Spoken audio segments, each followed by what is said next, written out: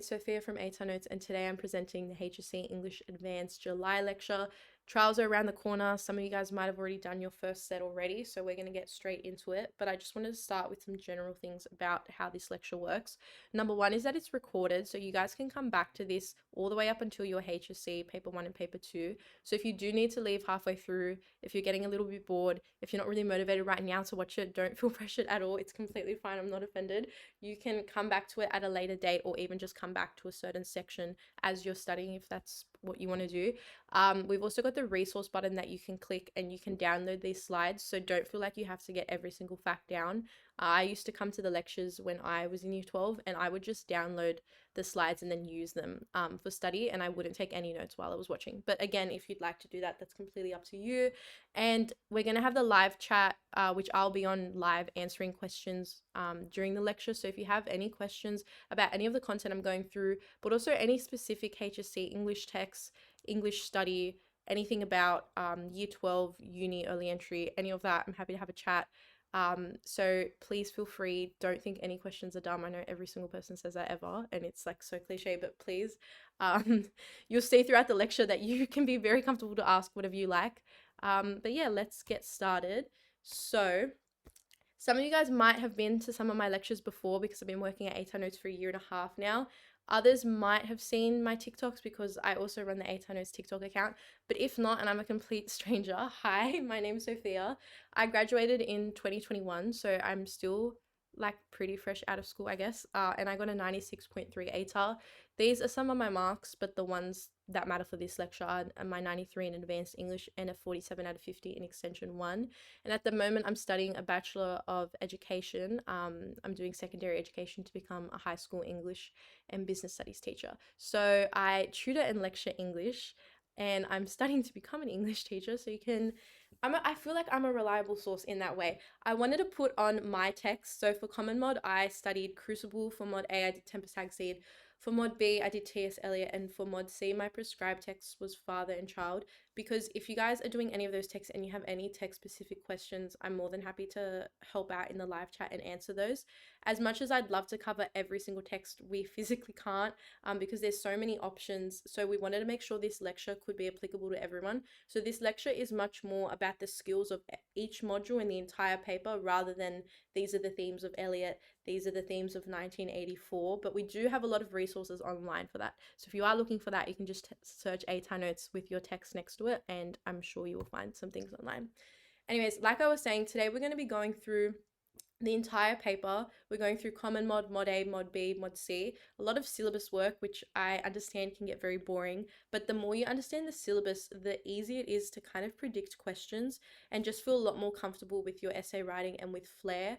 We're also going to be going through some study techniques, how to prepare for the different papers, memorizing essays, all of it. We're going through all of it, so we're going to have some fun. Let's talk paper 1 first. Paper 1 is an hour and a half long and you get 10-minute reading time. You get 45 minutes to do the short answer questions and 45 minutes to do the common module essay. If you guys follow the TikTok, you know I am so passionate about the short answer questions. I don't care what grades you are getting in English Advanced. It doesn't matter like where you're getting out of 20 and like what you're averaging, what your rank is. The short answer questions is the easiest place to get marks. You don't have to be a top Extension 2 state ranking English student to do well in that section. So I'm really going to focus on that because a lot of people underlook it and underestimate it because they think, oh, like I can't prepare for it, it's unseen text. But there are a lot of things you can do to prepare, and it's much easier to add up those little marks, getting 3 out of 3, 4 out of 4, 5 out of 5, than it is to get 20 out of 20 on Mod C or 20 out of 20 on Mod A. So if you're not doing the best in English and you're really looking to improve in trials and really improve your rank, I really recommend focusing on the short answer section. Not to say neglect your essays, but a lot of people won't study for the short answer section. A lot of my friends didn't, a lot of people I know didn't. And in my trials, but also in my prelims, I got 20 out of 20 in the short answer questions, which left gaps to then lose marks later. And I feel like I got a lot of tips from that. So we're going to get into that. Now, the common module is very much, and the essay itself is very much about thesis writing and your essay structure, and together that's going to get you success in the common module. I personally think that the common mod essay is the easiest to score well in. it's important to remember that the question is going to be common for English Standard and English Advanced. But the module itself doesn't go as, I don't know, you guys can talk in the live chat, but I think that common module is the easiest module compared to like Mod A or Mod C. But we're going to get into that. So the entire paper is on text and human experience. So knowing the rubric is really, really key. A lot of people think you only need the rubric and the syllabus for the essay, but you don't. You need it also for the short answer questions. But everything is going to come back to human experiences, which we're going to have a little talk about. Number one and most important thing to understand is that a human experience is anything that a person can go through or feel, and I mean literally anything. So it can be something as simple as laughter or something as complex as grieving a death or loss and much deeper topics, but it can be super simple things as well. I remember in my HSC, one of the texts was literally about like finding shells and like at this like beach, like that was the human experience, like exploring nature. And it just felt so crazy to me to write that in my HSC, that exploring nature was a human experience, but it is. And then when the sample answers came out, that was the human experience that NESA released, that they said this is the answer. But other people, and what a lot of students tend to do is overthink it. I think that even when I was reading that, I was like, there's no way I can just say like connecting with nature, like that sounds so basic, that sounds so cliche. But other papers in the HSC have had questions where they define the human experience of laughter, and the question actually says, how does blah blah author examine laughter as a human experience? So don't think that a human experience has to be this really big thing, and do not overcomplicate your answers. Me giving this lecture is a human experience. You watching this lecture is a human experience. Everything is a human experience. Anything we can go through, anything we feel, everything is a human experience. So you have to get that in your head, and that will really help you with section 1. Now, the questions that you can be asked, they differ. Now, this was the one I was talking about before. Explain how the text examines the human experience of laughter. So there you go. Even laughing is a human experience. So don't think it's just going to be like deeper things like memory and loss and death, grief. It can be really simple questions as well. And I know last year, one of the questions and one of the human experiences was awe and wonder. So don't think it has to be like these really out there things. But what they can do, and what I wanted to put up this slide for, was just to show you that the questions can differ. Sometimes they'll tell you, and it's a dream when they do this, they'll say the human experience of laughter. So you can read that question before you even read the text. You already know that the human experience is about laughter. You already know what to look out for and what the text is about, even if like it doesn't make any sense.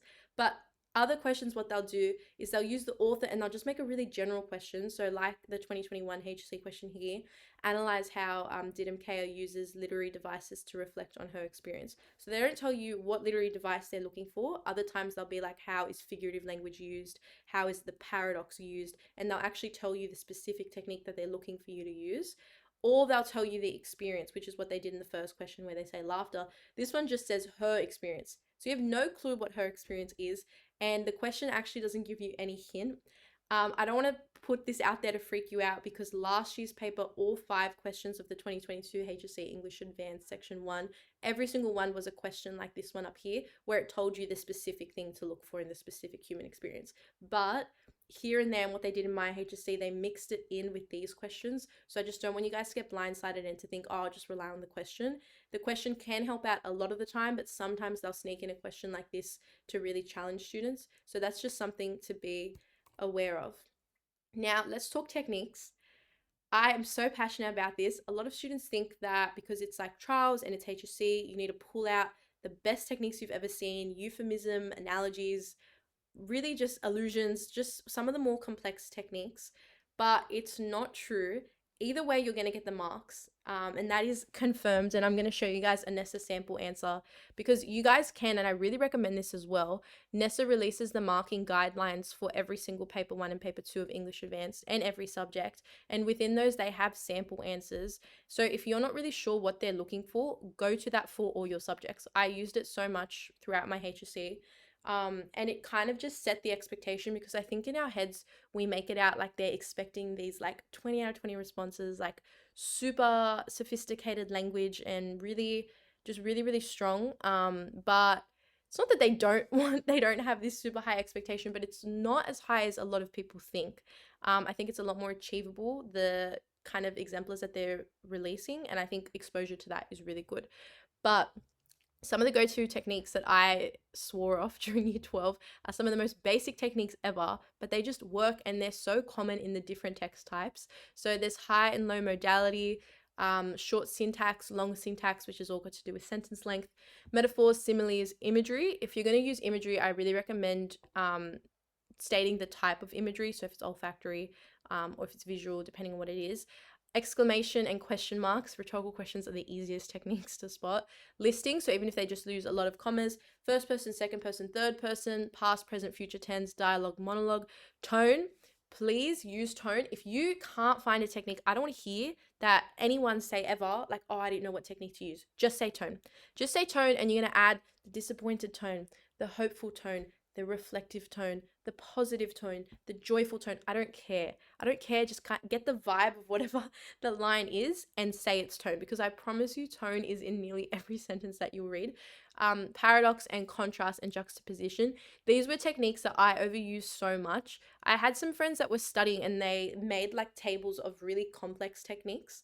Like anthropomorphism, I can't even say the word, and just a lot more of those like complex techniques that are harder to find, like bathos, just crazy stuff. And they were memorizing that, but I don't personally recommend that. There's nothing wrong with doing these, great techniques, but if you can get the same mark using an exclamation mark, like why would you do it? Why would you put that pressure on yourself? It's not very popular advice just because the expectation is there, but that's why exposure to past questions is so important, because you'll see that the NESA exemplar responses that they're releasing are using past, present, future tense, are using connotation. Connotation is another one to use. Connotation and tone are the go-to. If you cannot find a technique, just waffle it in there. But yeah, I really recommend just going with simple techniques. These ones are going to be in all the different text types. They can give you images, they can give fiction extracts, non-fiction extracts, feature articles, and speeches. So you want to use techniques that can be kind of common to all of them. And most of the time, these are the ones. So I really recommend simple techniques. I think simple techniques and simple analysis gets you the marks. It's not a 20 out of 20 essay. And this is something that I have to really put out there. The expectation for the short answers is so different because, number one, it's unseen. And your markers know that it's unseen and that, first of all, it's also going to be the first paper that you sit for HSC. So when we're talking HSC wise, and a lot of you guys for trials, not for everyone, but for most people, your English trials will be your first paper. Your marker knows this is the first paper you're sitting. That's taken into consideration. But what's also taken into consideration is that this is like the one that you can't really prepare for. They're going to have a different expectation for this 3 out of 3, 4 out of 4 question than they're going to have to the 20 out of 20 essay on a text that you've had for a year. Because common module, realistically, a lot of you guys, if you started at the end of last year, it's nearly been a year since you studied it and you first were introduced to it. There's going to be very different expectations there because they know that you've had time to study it. There's not really an excuse to not pull out these great techniques and to have this great analysis. But for short answer, they know it's your first paper and they know this is probably the first time you're ever seeing this text. They also know you're in the exam and under the time conditions. So the expectation is not as great as you think it is. I used to think that the markers, like in my head, I was like, oh, they're really harsh. But then as I saw exemplars and answered releases, I was just like, they're actually not that bad. But I'm going to get onto that because I keep repeating that. I'm not showing you guys that. Another thing, and I need this from you guys. The amount of lines that they give you is exactly how much they want for full marks. Exactly how much they want. So this is the technique that I used, and I was taught this by my English advanced teacher who was a HSC marker, and she said that this was the structure that they were using to mark and just to make sure students were writing about enough. So it's called mark -1. So however many number of marks the question is, you're going to -1, and that's how many quotes you should include. And that -1 and that 1 mark that you're leaving behind is the mark that you're getting for your kind of like thesis or like answer to the question. So let's say you get a 3 marker, you're going to do like a baby thesis, just kind of answering the question, and then straight away 2 quotes with their technique and analysis. If it's 4 marks, 3 quotes. If it's 5 marks, 4 quotes. If it's 6 marks, 5 quotes. Now, with how many marks they can get up to, the NESA release says they can do 2 to 10 markers, but I don't like saying that because they've never done a 10 marker. In HSC or trials, I have never seen it. And 100% in the HSC has never been there. The highest mark value that they've done is 6. Now, some of your schools, especially if they're writing their own papers, some of them might do an 8 marker max, but it's very, very rare. I don't want to freak you out for that. But all that matters is that you're filling the lines. Please just fill the lines. I know like people are like, oh, my writing's big, my writing's small. It doesn't really matter. Just fill the lines. Fill the lines. If you do have really big writing, they'll give you like additional space. But just try to fill in what's there, because that's how much they expect for full marks. And realistically, them looking at a response that's like half written, they're just going to think like it's not enough. Even if there is enough there, it's not going to look enough. So you don't want to bother playing games with markers. We want to make it as simple as possible. So that's my advice there. Always ensure your thesis, which is going to be your first line, answers the question directly, and then back it up with quotes, and your quotes and analysis is always going to link back to that like baby thesis. And for the 6 markers, I recommend having like 1 to 2 sentences instead of just one, but you don't need 2 sentences, like a 2-sentence thesis for a 3 marker. Like it's 3 marks. It's not that deep. Anyways, told you guys I would get around to it, not just saying it for fun. This was a 3 marker from the 2022 paper last year. So it's got analyze how the author conveys the value of memory in this extract. And I put this in there just so you guys can see the techniques that they're using: past, present, and future tense. Then they've got cumulative description. And even the techniques themselves are very simple. They're not pulling out these like super complex techniques. And this is like the Nessa release. So that's the expectation. I feel like sometimes I say like, oh, just use tone, just use repetition, and people are like, no, it's like HSC, it's trials, like you can't use really basic stuff, but you can. And this is an essay release, so you can trust it. But on top of that, I just wanted to show you the actual thesis.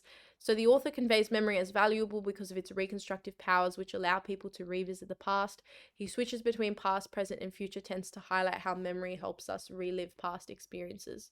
So that's a really basic thesis. Another thing is that a lot of people, because they overthink the human experience and they think that human experiences need to be these really complex topics and themes, and that's not your fault if you think that. I thought that for a long time, because we were learning, I did the Crucible, so we were learning human experience of redemption, human experience of corruption and power and control. So the human experiences that we were introduced to in class were these much kind of more filled and much more full on kind of human experiences. And then when I'm doing practice papers, it's like the human experience of laughter.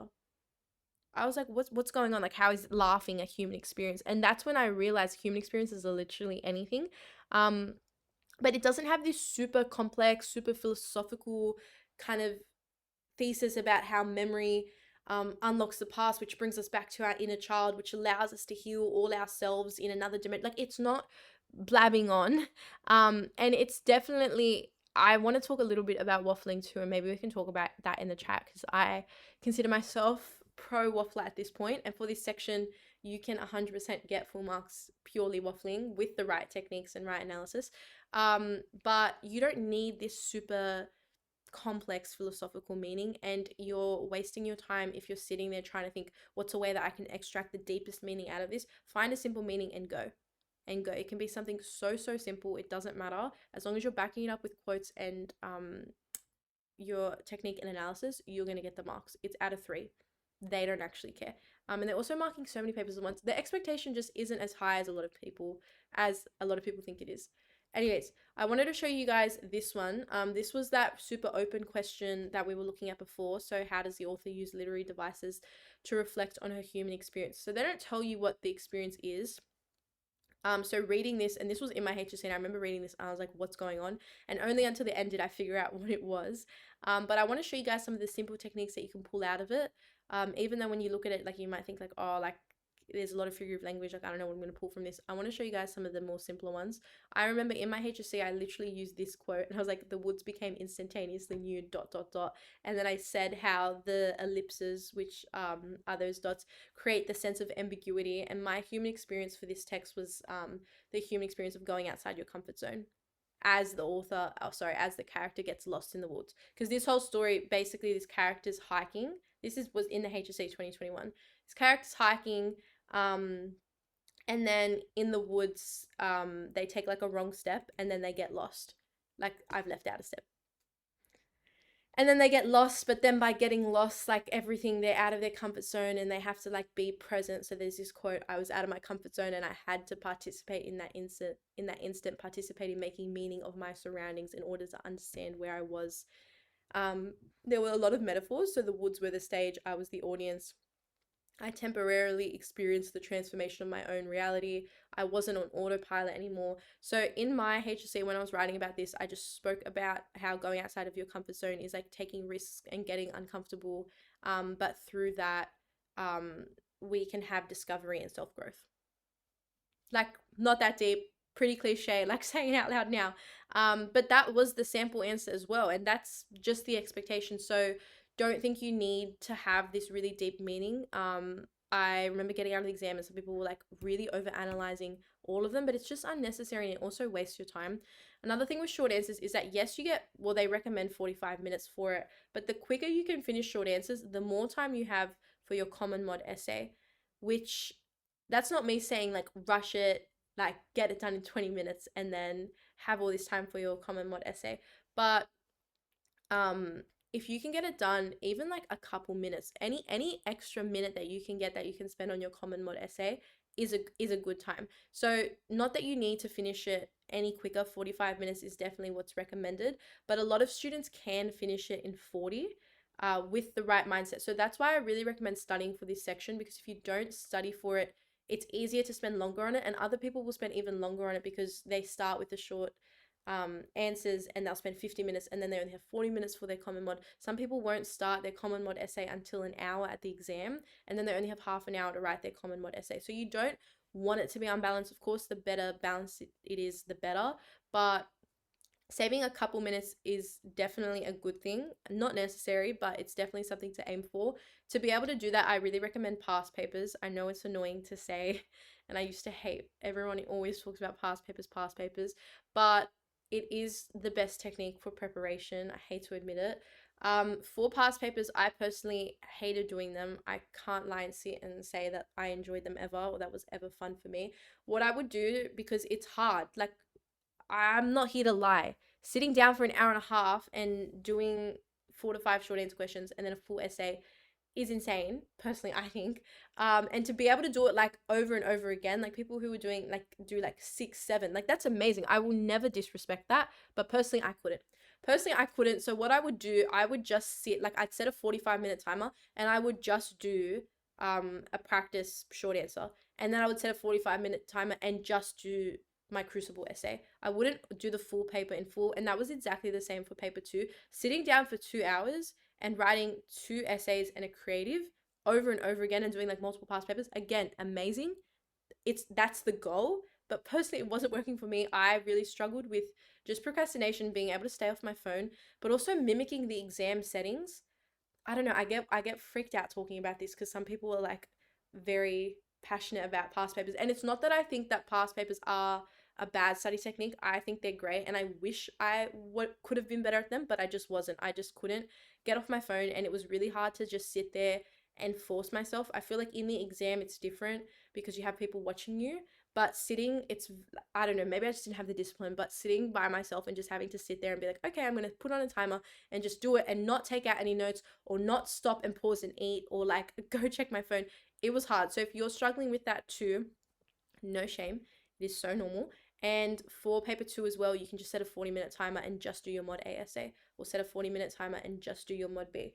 In saying that, I do recommend that you try the full paper at least once, just so you know that, so the first time you go in for trials, if it is your first time going into trials, sitting like a full paper, just so that isn't the first time that you've ever tried the full paper. I think just having the comfort and the security in your mind that you've done a past paper, you've been able to finish it before, will really help you mentally going into the exam. But yeah, it's up to you how many past papers you want to do. I get that question a lot of my lectures, and it's like, how many past papers should I do? Obviously, the more you do, the better. But I think as long as you've done one full past paper, full paper 1 and one full paper 2, you're fine.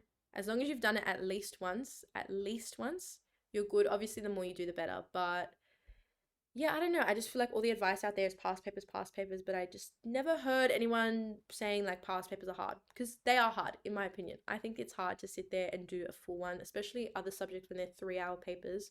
Different when you've got someone watching you, if you're doing like in a group of friends, that's something that can work, but it's difficult and I'm not going to lie about it. Let's talk about that in the live chat. Anyways, let's go on to the essay. I hope that helped with the short answer questions, and I hope you can see that like scoring 3 out of 3, which is just a baby thesis and 2 quotes and a techniques, which can just be tone and connotation, is much easier than, and then pairing up those marks with 4 out of 4, 5 out of 5. It's much easier than scoring 20 out of 20 on this. But out of all the essays, I do think that the common mod essay is the easiest one to get full marks on. So what you guys would have done in class is have your text. So if you did 1984 Crucible, whatever it was, but then you guys also would have done a related text. But I want to start here and just confirm, just in case some people forget it. Most people know, but just in case you didn't know, you do not need your related text for trials or for HSE. That's gone. That's only the internal assessment. So forget whatever related text you did. You are purely just writing on your prescribed text from class. So whichever text you studied in class as a class is what you're studying. Now, the questions can ask about a specific human experience, emotion. They can go on about anomalies, paradoxes, inconsistencies, the role of storytelling. They don't really get too far, in my opinion. They're all kind of, I've never really seen a question that's been super out there. I know the 2019 HSC was harsher because their common module question specified like a theme. Like I know for Crucible, it was a question about love. But every single year since then, it's consistently just been really general questions about personal and shared human experiences. But at the base, it's always going to be about the representation of human experiences and then how it's done and why it's done. So it's really important that you can define what human experience you're using from your prescribed text. I feel like a lot of the options for the common module just have a lot going on in them. Like I'm thinking about Crucible, but even I tutor quite a few of my students in 1984, and there's just like a lot of complex themes going on all at once, and it can get really easy to stray away from, okay, this is the human experience, this is the collective one, this is the personal one. But it is really important that you do that in your question and that you have that in your thesis, because a lot of the time the question will say the personal experience and the shared experience. So it's really important that you can just define, and you're like, your theme should be your human experience. Definitely 100%. So your paragraphs are going to be based on the different human experiences. These are some: so individuality, prejudice, love, childhood, truth, gender, time, interactions with the natural world, ambition. Within those kind of themes and those human experiences, you obviously have like the topic sentence and a message about that theme, but your base theme should be pretty straightforward and something very similar like this. So like my Crucible essay is on redemption and corruption, for example, and just very specific human experiences. For your paragraphs, you just want to kind of have this checklist where you've got your topic sentence, you've got your conceptual framework where each new piece of evidence reveals new ideas about the theme of the paragraph. You want to make sure that your quotes aren't just, you can have 5 different quotes, for example, but every single quote is just proving the exact same point. But you don't want that. You want it all to be new ideas about that theme, and for them all to kind of interconnect. You want your quote, technique, evidence, and then analysis, and then you want a link. So whether you guys learned Teal or Peel, I learned Teal, I still use it in uni, it's so bad. But whatever works for you and whatever you've learned is the structure to go with, but structure is very important. And I just think having a concise, very straightforward paragraph is always going to do the trick. This is an example, and this is from 1984. So it's got the narrative challenges the assumption that truth and reality can be objective and exposes how both are determined by political power. And then it's got the human experience specifically of truth. Then it goes straight into technique, evidence, and analysis, and it's doing it over and over again. Now, I want to talk about how many quotes you should be doing in an English advance, because we used to ask our teachers this in year 12, and they'd be like, how many quotes you think you need, which was never specific enough and would be really frustrating. Personally, I think it's going to be different and everyone's going to say something different. I think for common module, I think minimum 8. I think at least 4 quotes per paragraph, but that also depends if you're doing 2 big paragraphs or 3 smaller paragraphs. I always did 2 big paragraphs because I felt like doing 3 paragraphs, I had to rush my themes a bit. But in some texts, 3 paragraphs will actually fit better and will do you better. So it's completely up to you. There's not that like one's better than the other. It really depends on what text you're doing. But I'd say a minimum of 8. I always tried to get to minimum 12 quotes in my essays. So I would do 2 paragraphs, 6 quotes each. There's other students who do more. A lot of people try to aim for 10. I feel like 8 to 12 is definitely the range you should be aiming for. And then, of course, fine to go above, fine if you get 7. But just to get those marks and to really build the argument, I feel like, yeah, minimum 8. But yeah, we can have a talk in the chat about how many quotes you guys are using. And yeah, that's our common module revision done. I hope that was helpful. And again, any questions, I'll be live in the chat, so we'll probably be talking about this right now. But paper 1 honestly is the dream. I know now looking at it, it's horrifying and trials coming up, but I promise you, when you leave paper 1, it's just a nice feeling. Paper 2, this is where it gets messy. This is where it gets messy. This is where it gets scary, because you're doing 2 essays and a creative in 2 hours, and here you're doing 4 to 5 short answer questions and then 1 essay in an hour and a half. So timing wise, it's just very chill. A lot of the time your common mod essay question isn't going to be anything too drastic. Our one for our HSC was really straightforward, and we were all shocked at how simple it was. So yeah, I don't know, I'm a paper 1 lover personally. I think that the short answer section is the easiest place to get full marks, and you can really save marks in other sections. So if you know that your mod C is just horrible, for example, you know that like mod C you're just going to bomb it 100%, I really recommend working on the short answer section and just trying to get those skills up, doing as much practice as you can, comparing your answers to the sample answers. And like I said, it's on, when you search up, like if you haven't seen them before, when you search up the HSC English Advanced Paper 2022 and you press on that, and it gives you like the exam pack.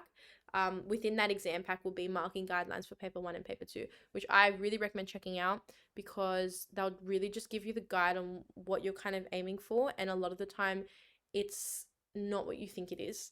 I feel like I'm talking, don't let Nessa see this. I feel like I'm talking down their sample answers. They're not bad. They are very good sample answers, but I just always had the expectation that you needed to pull out the super deep and philosophical and like the best ever written, complex, sophisticated language like responses, and you just don't.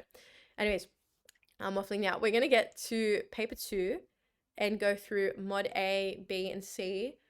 I want you guys to just have a little think about how you're going to approach this paper. And let's quickly talk about the order to do the paper in as well. For common mod, I recommend doing it in order, because the short answer section, a lot of the time students will finish it quicker, and then you can save time for the common mod essay. Some people will do the common mod essay first, and if you want to do that, that's completely fine, but I really just recommend keeping an eye on timing and leaving at least 40 minutes to do your short answer questions, because again, they're both out of 20, so you don't want to just give too much time for your common mod essay and then you run out of time for the short answers, or like you leave like a full 3 marker out, because that's automatically like getting 17 out of 20 on your essay, even if it was full marks.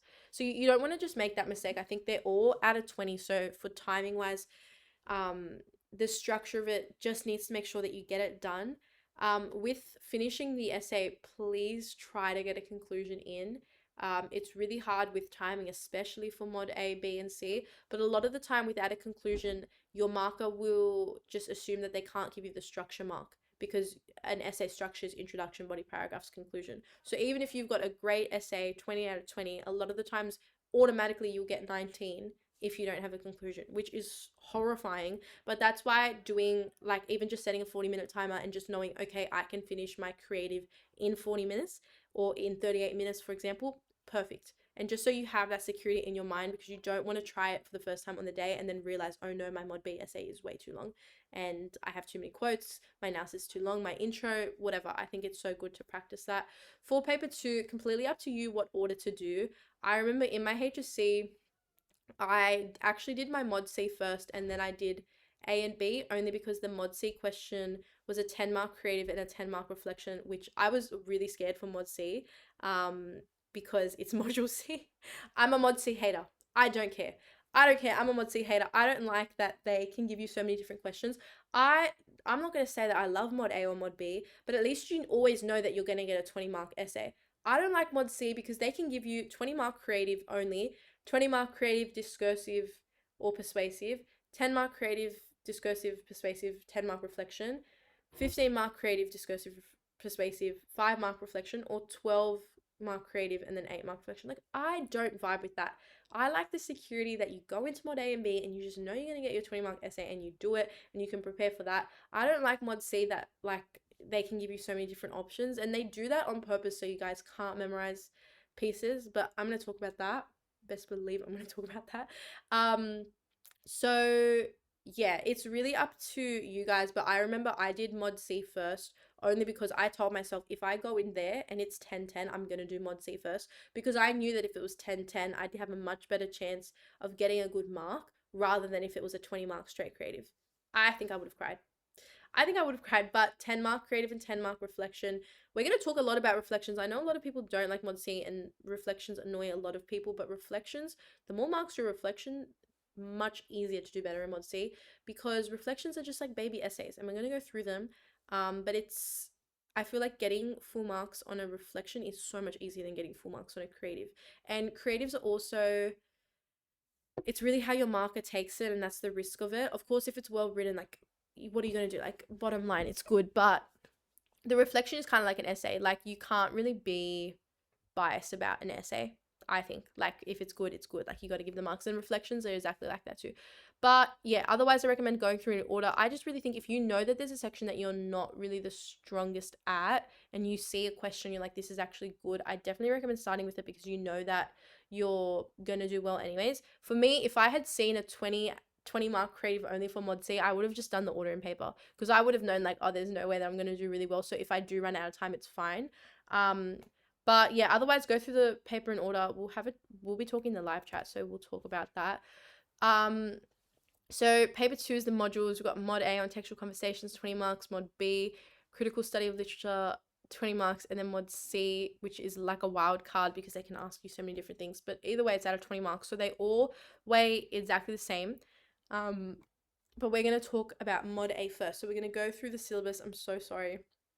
We're going to get a bit too deep and overanalyze textual conversations. We're going to talk about comparative analyses and just kind of some language and structure things, and then get into study techniques. So welcome to Mod A, textual conversations. So this is Mod A. I feel like compared to other subjects, the syllabus is so broad and just not as useful, but there's definitely keywords from this that are really going to help you, and I really recommend have the syllabus when you're kind of like writing up draft essays. Have the syllabus open next to you as you're going through editing and use the words specifically from the syllabus, because this is where they're getting the questions from. Like, this is all that they can use to write a question. Like, this is what they have, so that's always going to be the base, and I think that's why syllabus work is so important. Some of the most important things I think that really come up are resonances and dissonances, which are just similarities and differences. Reimagining or reframing, how the text might mirror, align, or collide. And that's where, again, all of this is really just saying the texts are reimagined or reframed, and because of that, they have similarities and differences. And then you can understand how the different composers are influenced by context and values and how this shapes meaning. This first paragraph tells you everything. I think that the Mod A question, a lot of the time, don't get me wrong, I'm like hating on every module. I don't like Mod A either. I don't really like Mod A either, but I'm still a bit scarred because in my HSC, they gave us a specific extract from the text. Like, they gave us an extract from Hagseed and an extract from Tempest. And I was like, what's going on here? So I'm still a bit scarred from that. But the question itself came, like, the actual question other than the stimulus came from this entire paragraph, and most questions that I have seen from other past trials but also HSC papers are coming from this. I actually don't think I've ever seen a question that has not involved like at least 2 of these words. A lot of the time it's going to use this wording, so I think it's really important to have that embedded throughout.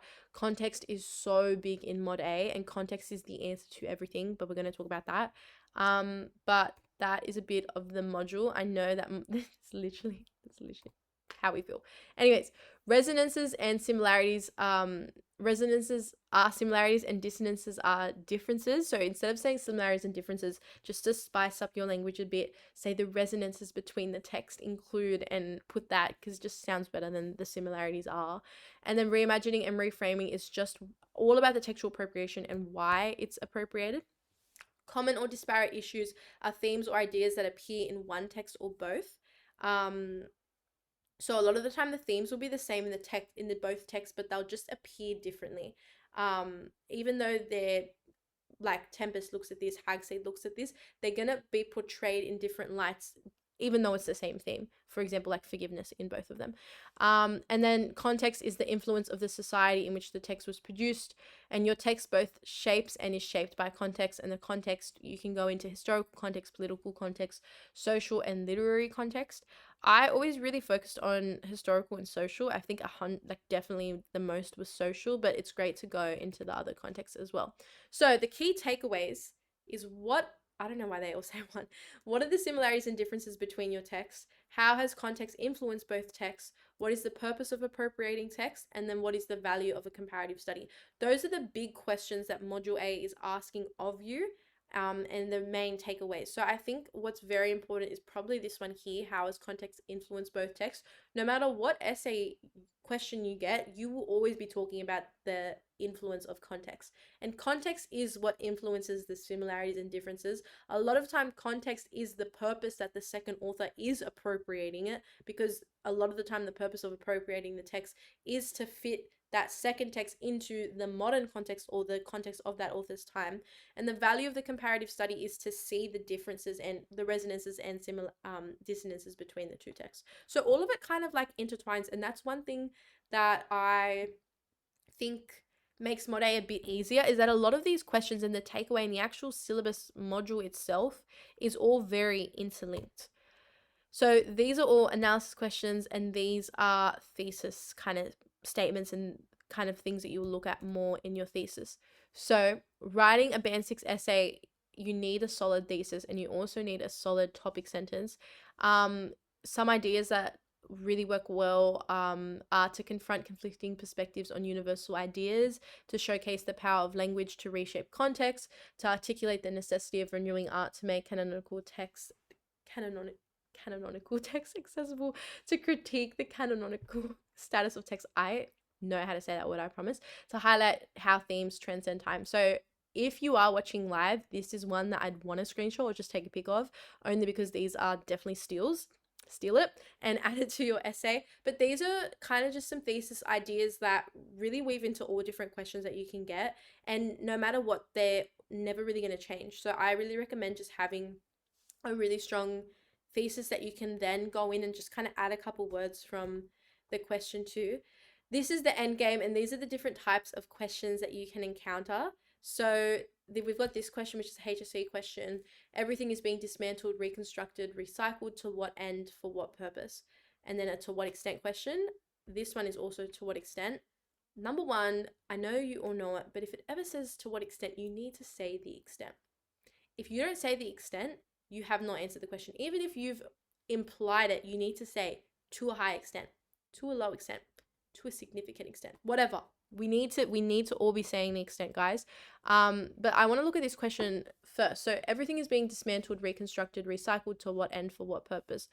All that means is that the second text is being taken apart, it's being reconstructed, so it's being made into something new, and then there's obviously it's different, so it's reconstructed, but also recycled, so it's also kind of being reused, and there's similarities. So to what end, for what purpose? So all that is, it's just saying the second text, like the first text gets taken apart, there's going to be similarities with that as it's recycled, but there's also going to be differences with it as it's reconstructed. To what end, for what purpose? So really, even though it doesn't have those specific words, it's actually just a resonance and dissonance question. And to what end is just the extent. So is it really similar and are there a lot of similarities and differences? Are there only a couple? And for what purpose is just to make it suitable and align and more relevant for the respective context of the second author. Because a lot of the time, that's why they're writing it. Why would you take a text from the 1600s and rewrite it? But like rewrite it in like such a modern way. Like, it just, like, it's just such a good thesis to say that it's so that it can be relevant and increase the understanding of universal truths in the contemporary context. We're spicing up. Anyways, the next question is this one, and this is, I wanted to put in this one because this shocked a lot of people, and a lot of people came out of it and were like, damn, that's not what I wanted to write. And this is what they can do, because a lot of the times you'll get a statement like this and you'll be like, yeah, that's so true. I don't actually think I've ever said to a low extent in English other than this question. But I am preparing you guys for everything. I will not let you get into that exam room and be shocked. So this was I think the 2020 HSC. In textual conversations, the later text is often seen as a shadow lacking the originality and power of the earlier. That's basically saying that your second text is just in the background. It's not original and it has no power. So it's just bad. And a lot of people, because they're so used to saying yes and saying like a high extent, they said that this was true. But for most texts, I'd say 99% of the time, that is not true. It's not a shadow. The later text is not a shadow. I'd actually say that the later text is a spotlight on the future. It doesn't lack originality, because if it lacked originality, there wouldn't be differences. Like, how could it be original? Like, if every text is going to have their similarities and differences, if it was just a carbon copy, then yeah, it lacks originality, but none of them are carbon copies. There's so many differences between your first and second text, so you can't say, oh, it lacks originality. And saying it lacks power means that, like, it just has no purpose, has no meaning. But again, why would it be on the HSC list if it didn't? Like, why would they put those two texts together? Why is that like an appropriation of it? How did it get published? Like, this just doesn't make sense.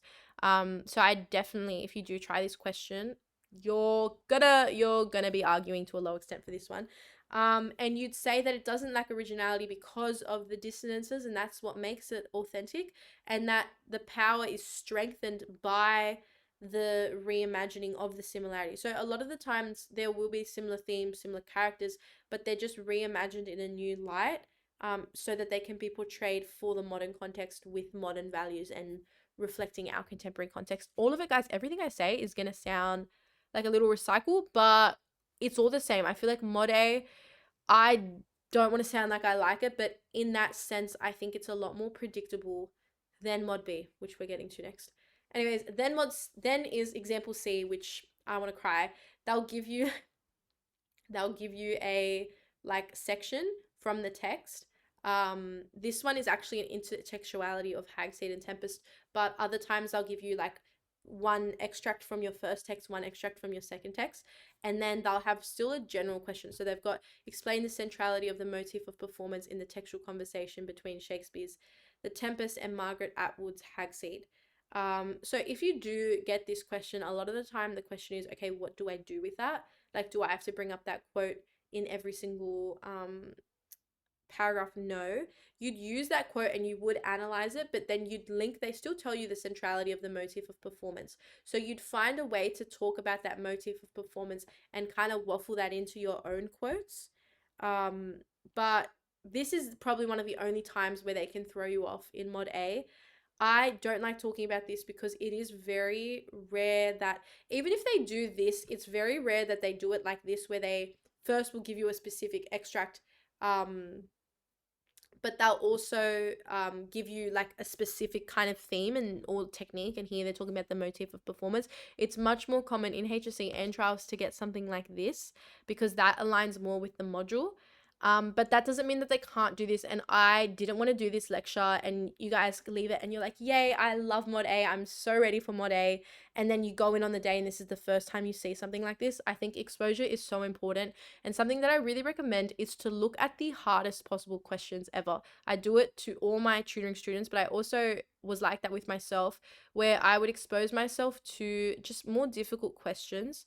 And like, I tried this question before I did my HSC, so that I was ready for, in case I had to disagree with it. And I think the more questions that you see, you just feel more ready for it. And then on the day of your trials and on the day of your HSC, you won't be as thrown off because you've seen it. If you go into the HSC or your trials and you see a question with the extract, you won't have to be as thrown off because you already know, okay, well, they've done this before and you've already seen harder. So it's cruel to yourself. I feel like it's low-key mean to stress yourself out with hard questions, but in the long term, you'll just feel a bit more confident on the day. And a lot of the time, you'll find your trials in HSC easier than you expected or than you anticipated because you've challenged yourself in the study period. It's not a must, but mentally for me, that really worked. But in saying that, I still got so upset when I saw the extract question because I was just like, no, I want a question like this. These questions are just the dream, but if you do get them, it's completely fine.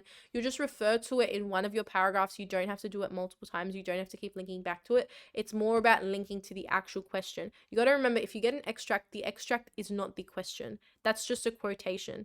But even here, it says refer to the quotation, and you can refer to it just once, and your understanding of the prescribed text. And if you want to refer to it in different ways, you can use the house lights dim short syntax.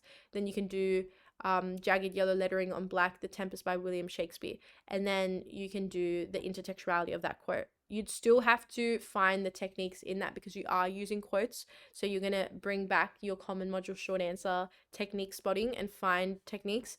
You've hit the jackpot, honestly. If you get an extract question and your quote or a quote that you've memorized is there, I think that's like jackpot. You've just won at life. Like, if you memorize one of the quotes you've memorized is also on the question, I just think you win at life, and I manifest that for all of you. But that's the different questions that they can ask you, and that's kind of like a syllabus kind of run through. So for a band 6 in mod A, clear structure and original analysis is going to do it. I am so big on clear structure only because it is low-key hard. I think the hardest part of mod A is that you've got like both texts and you're trying to talk about the similarities and difference in both and just going back and forth, and it's the same theme but they look different, but here's how they're also similar. Like, there's just so much going on in it, and I think it can get really confusing.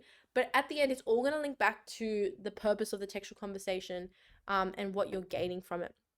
So I think, and in the marking center, the most popular structure for a band 6 is an integrated structure, where you're basing your paragraphs on your themes and you're speaking about both texts together. So for example, you'll have your introduction, then you might have your first theme, which is forgiveness, and you're talking about forgiveness in both texts. And then you're having your second theme, I don't know, redemption, and then you're talking about redemption in both texts within the one paragraph. So same theme across both texts, but you're talking about both texts in the one paragraph. I think that's the best structure only because some students will do like maybe 4 paragraphs, and they'll do one paragraph on forgiveness but in The Tempest, then another paragraph on forgiveness in Hagseed, another paragraph on gender in Tempest, and then a 4th paragraph on gender in Hagseed.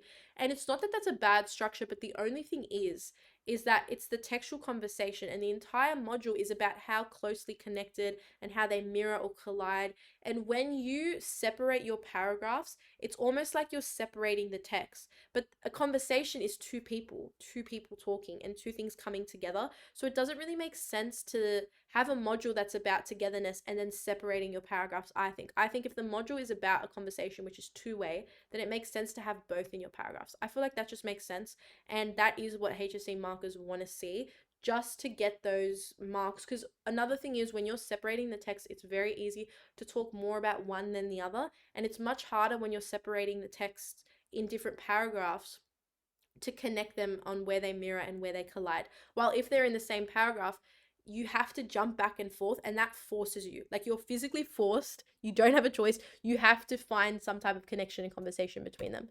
So this is sample essay structures. I'm sure you guys already have done, a lot of you would have done a mod A essay or exam in class. But these are some themes that you can use for your different texts. I know for Tempest Hagseed, personally, I did forgiveness and redemption, and then imprisonment, and I did 2. But again, if you want to do 3 paragraphs, completely fine. The key points for the body paragraphs is that you should aim for that integrated structure, and you really want that balanced discussion of text. And what's really important is that you're comparative.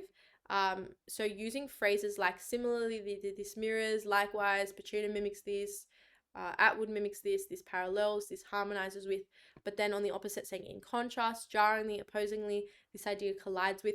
These are the phrases that are going to help you have that integrated structure, because you don't want to be like, oh, there's this quote in The Tempest, and then there's this quote in Hagseed. Like, okay, like, you're not actually showing the textual conversation in that way, and that's not how a conversation flows. It's like, hi, how are you? I'm good, how are you? And it's a consistent response. So you want in the same way to be using these phrases so that it just flows so concisely. And a lot of the time when students are losing marks on Mod A, they're losing marks in the structure. A lot of the time it's going to be structured marks because you guys know the themes, you guys know the message, you guys know the meaning, but how are you showing the textual conversation? That is where 100% most students are losing marks, and that's a big distinguishment for getting a band 6. The better you can show the textual conversation, and it's much easier to show it when you do have this integrated structure and when you are balancing it and when you are using a parative language, the more likely you are to get full marks. So that is the importance of clear structure. You should go back and forth. It's up to you. Like, I know everyone does different things. Personally, for my Mod A essay, I got a 19. Yeah, I got a 19 in my trials and for my internal in Mod A. What I was doing, I was going back and forth. So I do like parent text, child text. So like the original text and then the later text, and then I'd keep going back and forth. I know other people, and at times I would try for like practice essays, I'd try doing like, okay, these are 3 quotes Tempest, 3 quotes Hagseed, like in order. But I just found that going back and forth, so for example, for my like first paragraph, I had 6 quotes, and I had like a Tempest quote, then a Hagseed quote, then a Tempest quote, then a Hagseed quote, then a Tempest quote, then a Hagseed quote. I feel like by doing that and consistently going back and forth between the quotes, I had no choice but to talk about the textual conversation. Like, I always had to be making the link, otherwise it would have been impossible to go back and forth like that. While when I was doing 3 quotes Tempest and then 3 quotes Hagseed, it was a bit harder. Like, I had to force the connection a bit more, but it still works, and I definitely still recommend that. If that's what you've done, that is completely fine. It's so hard talking about structure in here because everyone's going to do different things, but I think those are definitely the 2 go-tos for it. And if you are going to do the 3 quotes in your first text and then 3 quotes in your second text, just make sure that in your second text you're always just really linking it back, because they don't care. Like, if they wanted to know only about looking for Richard, they would have just given you looking for Richard. If they only wanted to know about Tempest, they would have just given you Tempest. But they give you that second text for a reason, so you want to make sure you're consistently going back to it.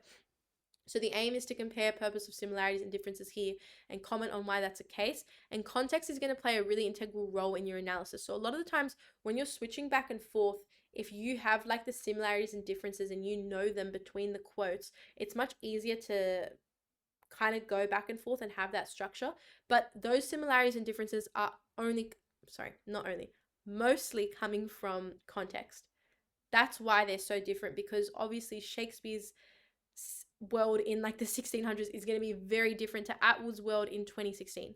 Very different worlds, completely different. And it's like that for a lot of the authors. A lot of the time there's at least 100 years between when the texts were made. And naturally, so many things, like, think about how much things have changed from when like we were little kids in like primary school to now. And now we look at kids like primary school kids, and we're like, oh, like they're so different. They're so different to what we were like. And our parents look at us like that. And like in such a small time span, things change so quickly, socially, historically, politically, and then also in the literary world with like techniques and experimentation and what's happening and what the most popular writing styles are. So everything is consistently changing, and that's the purpose of the similarities and differences, is to still have that universal truth, because some things and our humanity and the kind of human condition inherently is always going to stay the same, but it just can be portrayed in different ways because of different social and contextual influences. Amazing. So this is a structure I recommend. So you have a topic sentence, and you can have, again, if you wanted to do this structure instead where you're going like in sections, so you've got all your quotes from your first text A and then all your quotes from your text B, this is what you would do. So you'd have your topic sentence, then 2 to 3 quotes from your first one, 2 to 3 quotes from your second one, comparison of purpose using context, and you really want to be specific, and then a concluding statement. But I'd say, yeah, minimum 4 quotes for your paragraph, but 4 to 6 is a good range for it. For your analysis, language and form is important. I'm not going to lie, it's much more important in Mod B. And you guys, if you've seen any Mod B questions, form comes up so much, and like language, it's much more just kind of founded in the module, but your analysis is still really important. I've got just an exemplar. If you are doing a film, film techniques are so important. I know when it's film studies, it's so easy to talk about the techniques of the dialogue and the techniques of the script and to just like use dialogue, but it's really important to use film techniques wherever possible. And here we've got like the sustained close up and then um bringing in the analysis. I also just wanted to show here, I feel like it's very simple to be like, this is the quote, this is the technique, this is the analysis. But I think in your essays, just to kind of switch it up a bit and sophisticate your essays, it's really nice when you kind of like don't go so like stock standard. So here we've got like the technique first. Then for example, you could have your quote here and then you've got the analysis. So you don't always have to go like, this is the quote, this is the technique, this is the evidence. This is like, you can like switch it up, that the kind of order of it. Of course your analysis and your link back to the question is always going to go last, but the quote and technique, sometimes I'll put the quote first, but other times I'll introduce the quote and then introduce the technique and then link it to the quote, if that makes sense. But I just wanted to put it out there. And another thing is sentence starters are very important. It is so easy, and whenever I look over my practice work, I swear every sentence starts with this. This is evident in, this is clear in, this is because, this is due to. Like, I feel like it's so easy to start with this. But if we look here, we've got however, then this, then whilst, and then oh, that's it. But you can always start sentences with the author. But I just feel like, yeah, this and the are such easy kind of clauses to start your sentences with, but switching it up will really make a difference for your form. This is a sample of how you can go back and forth. So Shakespeare concludes Prospero's journey with his realization, and it's got the quote.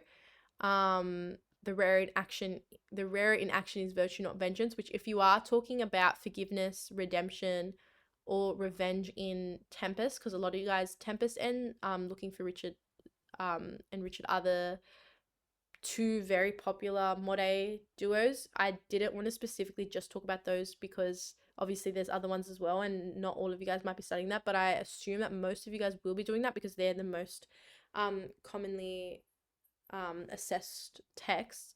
But if you are doing Tempest, I really do recommend this quote for those themes. It's just so good. Where he utilizes an honest tone and high modality, indicating his new understanding that forgiveness or revenge is liberating.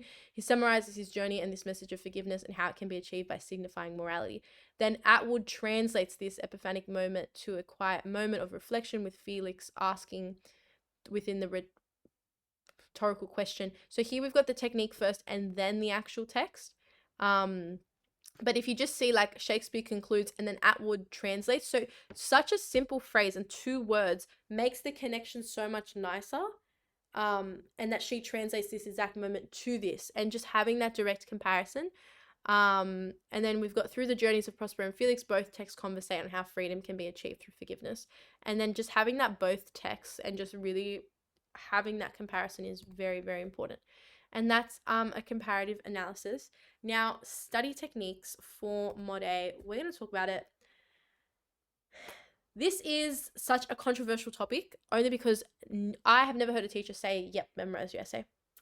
My teachers were also against it. A lot of teachers I've ever spoken to were against it, and that generally in HSC market, like everybody hears it like, oh, if you memorize, you're not going to do well.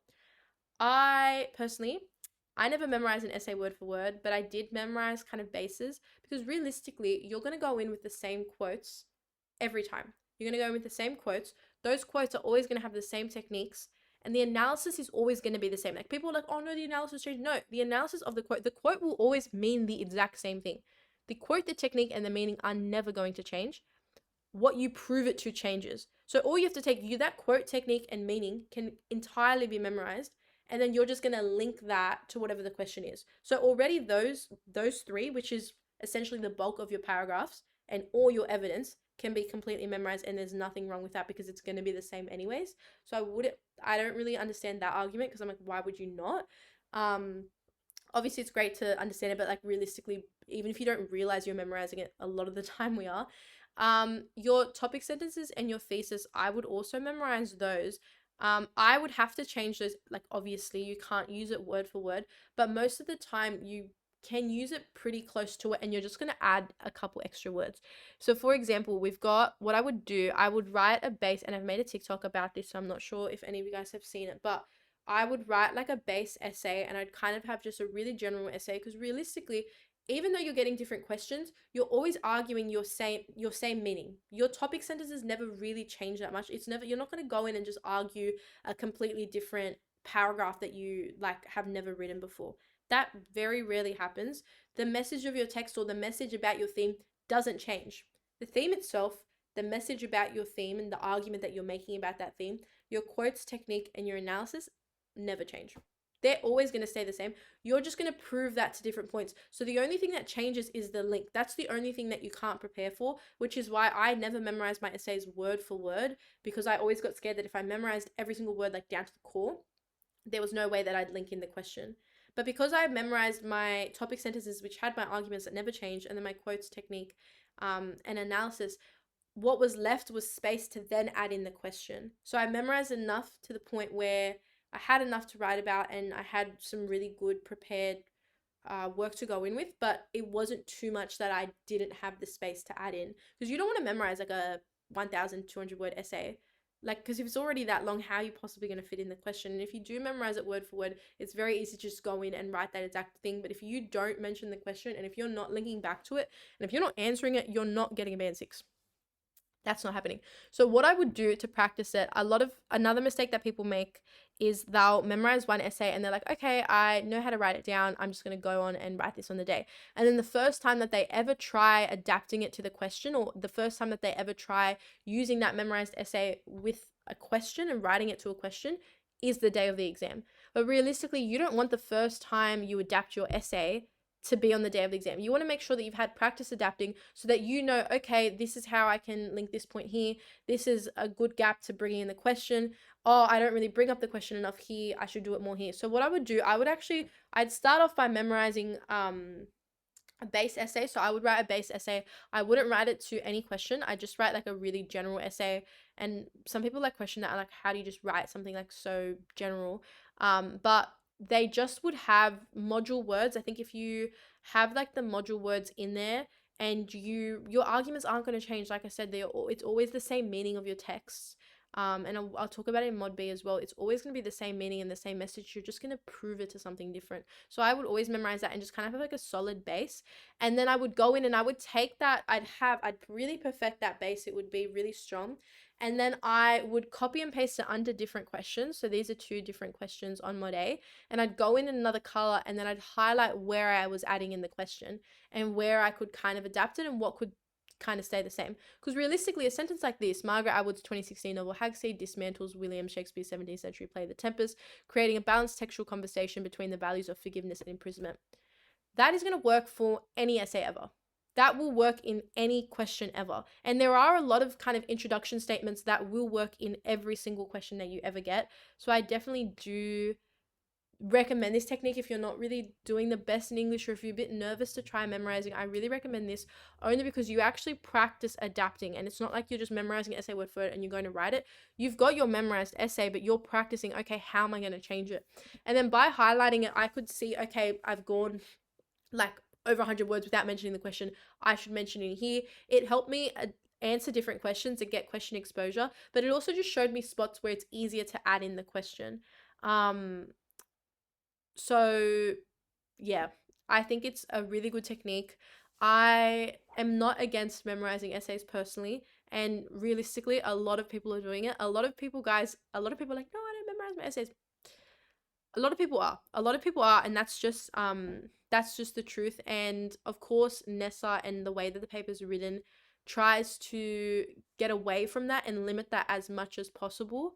But realistically, when you know that everyone goes in with the quotes memorized, and that's not going to change, and neither are the arguments that you're making. So do I recommend memorizing it word for word? 100% no. Only because, first of all, for paper 2, like, if you can do that, I actually respect you so much, because memorizing 2 essays and a creative is like wild. Like, I have mad respect for that. But I think that memorizing your quotes technique, an analysis, and then memorizing your topic sentences and your, like, just a couple basic kind of simple introduction statements. Like, this was the same sentence here that we just read out, this one here about Margaret Atwood. It also works for this question. And sentences like that will always work, and then you can just add in like the keywords of the question to add that in. But yeah, I think that those things make sense to memorize, and you kind of get the best of both worlds where you're not going in fully like I've got this full memorized prepared essay, I'm just going to write this, but you do have enough of a base so that even if the question does kind of throw you off or you don't feel the most confident with it, you've still got like a base essay. And if that base essay is like coated in the module, and that's why I say like have the module open next to you when you are perfecting that base essay, if you did want to try this, or if you've got like your class essay, for example, type that up, or if you already have it typed up, open it next to the module and then go through it and read and be like, okay, where can I add in mirror? Where can I add in collide? Where can I add in context? Where can I add in align? Where can I add in reimagined or reframe? And try to use those words, because even if we read these questions, reimagining them in new and varied ways reframes to shape new meaning. So both of these questions, which were past trial questions, have module words, which is why a lot of people are like, oh, you can't memorize, but because the questions are coming from the module, a lot of the times you can have some good statements prepared. That's my take on it. I don't want to get cancelled for it. I get so scared. I really hope like my English teacher never hears this, because I don't want her to know that I was doing this. But I don't think there's anything wrong with doing that, only because you are practicing adapting, and that's the most important thing. You can go in with a 20 out of 20 memorized essay, but like word for word, if you do not answer the question, you're not getting 20 out of 20. So it's up to you if you do want to do that. I think that this is a much safer option because you can actually practice that adaptability. But yeah, I'm going to stop going on about that. We're going to go to Mod B, which I studied the exact same way for. So guys, for Common Mod, Mod A, and Mod B, I just had like a base essay. I knew my quotes, technique, evidence wasn't going to change. I knew I was always going to argue the same message about my themes, and I kind of had just some general kind of introductory statements that I could use in my introduction, and then everything else was the question. And I would make links to the question, and my thesis was also the question. But everything else, and like a lot of like the bulk kind of meaning and argument can be memorized. It just, you're not going to use that memorized word for word and like leave it there. You're going to link that, and that link is what's most important, which is why doing a practice method and practice papers with even memorized work is going to help you. Anyways, let's get to Mod B. How are we feeling about Mod B? We'll talk about it in the chat. I like Mod B. I did T.S. Eliot. I don't know. I like Mod B. I'd actually put it straight after Common Mod, and sometimes I'm even like kind of in front of Common Mod. The only place I feel like it gets a bit is how heavy it is on form, but we'll look at that now. So in terms of the module, it's the critical study, and that word critical is so important. And as we go through these slides, you'll see how big it is on just getting very deep into like the distinctive qualities of the text and like the textual integrity and its significance. It's very big on language, so the text specific language features and form. They express complex ideas and cohesively using appropriate register, structure, and modality, and then they draft, appraise, and refine their own text conventions of syntax, spelling, grammar. So this is literally a whole paragraph just on form and techniques and language. So techniques are so important to Mod B, and that is definitely the base of it. But otherwise, it's kind of just general. It's kind of like the context, meaning, and purpose. Perspective comes up and textual integrity comes up, but we're going to talk about that. So the key takeaways is that you're analyzing a substantial literary text in great depth to develop your interpretation. Your interpretation will be formed by having a solid understanding of the text construction, structure, and stylistic features. So that's where that form comes into play. And then textual integrity is, what is the impact of the text? Does it portray any universal enduring values? What effect does it have on contemporary and contextual audiences? So textual integrity is such an important thing to come up with, because and you want that if you are going to try a base essay and you're going to memorize some statements, you want to have some statements memorized about textual integrity, because that's a lot of the time what the question is coming from, is the impact of the text, how it kind of endures value like over time. It's different to Mod A because you are only looking at one text, but in Mod B what you can do is say, okay, maybe this text was from the 1900s, but this is how it's still relevant today, and it can remind modern readers of this, which portrays its universal or like enduring value. Or you can even look at how like it might have been written then, but it can relate to like a time really back, like hundreds of years before.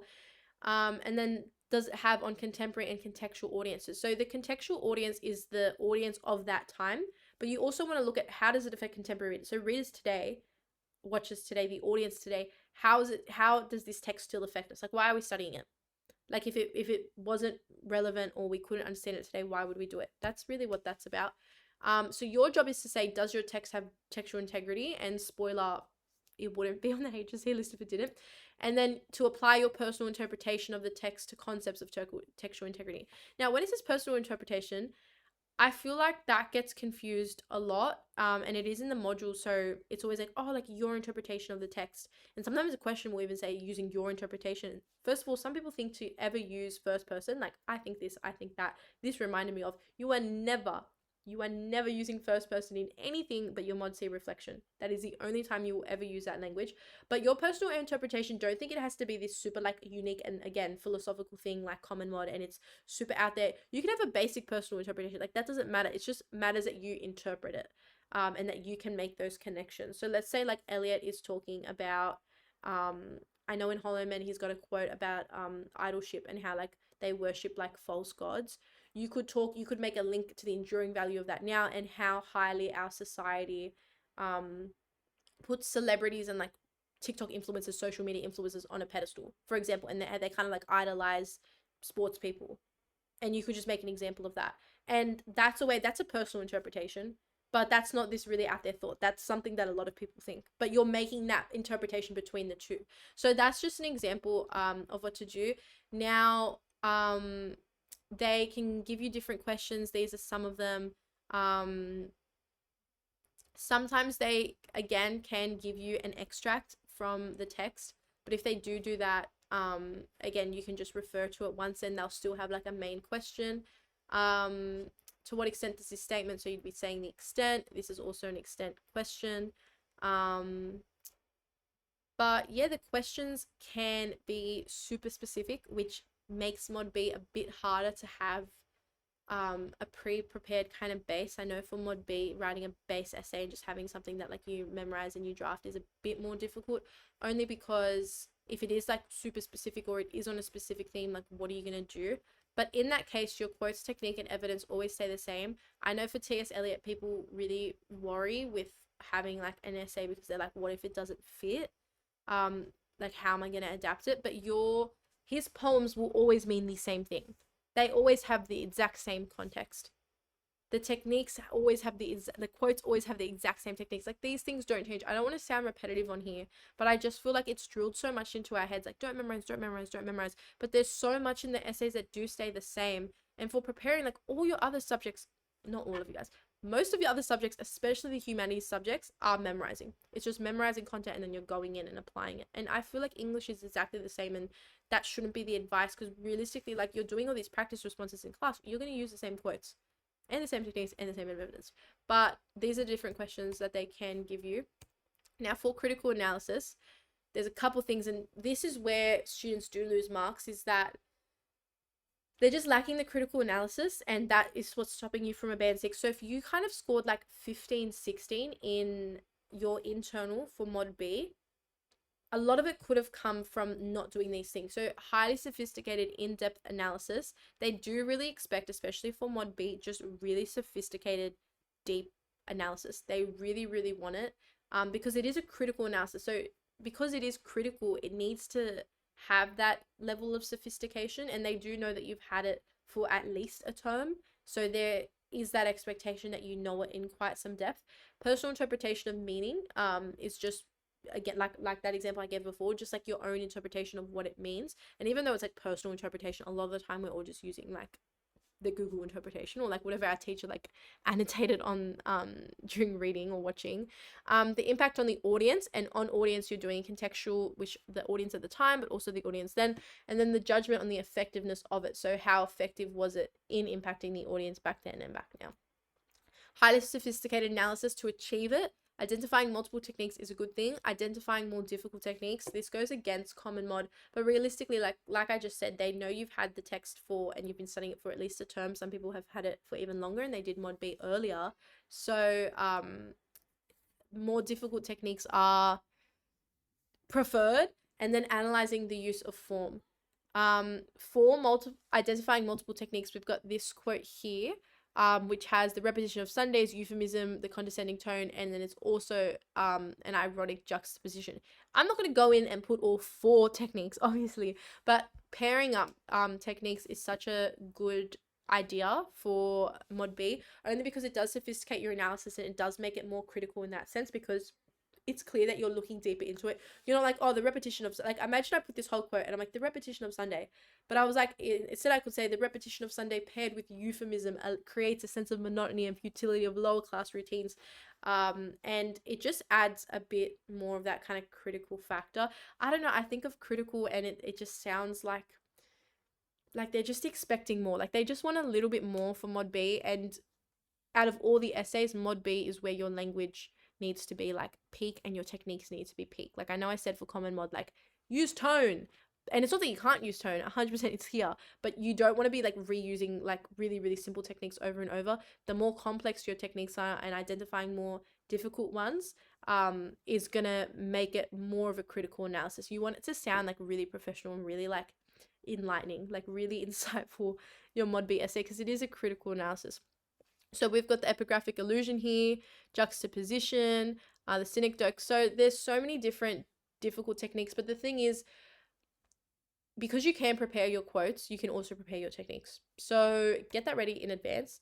And these are some other like anaphoras, hyperboles, enjambment, oxymorons, like just some of those higher level techniques are definitely preferred in Mod B. Then analyzing the use of form is always going to do you justice. So you don't have to like have multiple techniques for every quote or like have super complex techniques for every single quote, but having like a mix of these 3 things is really going to work.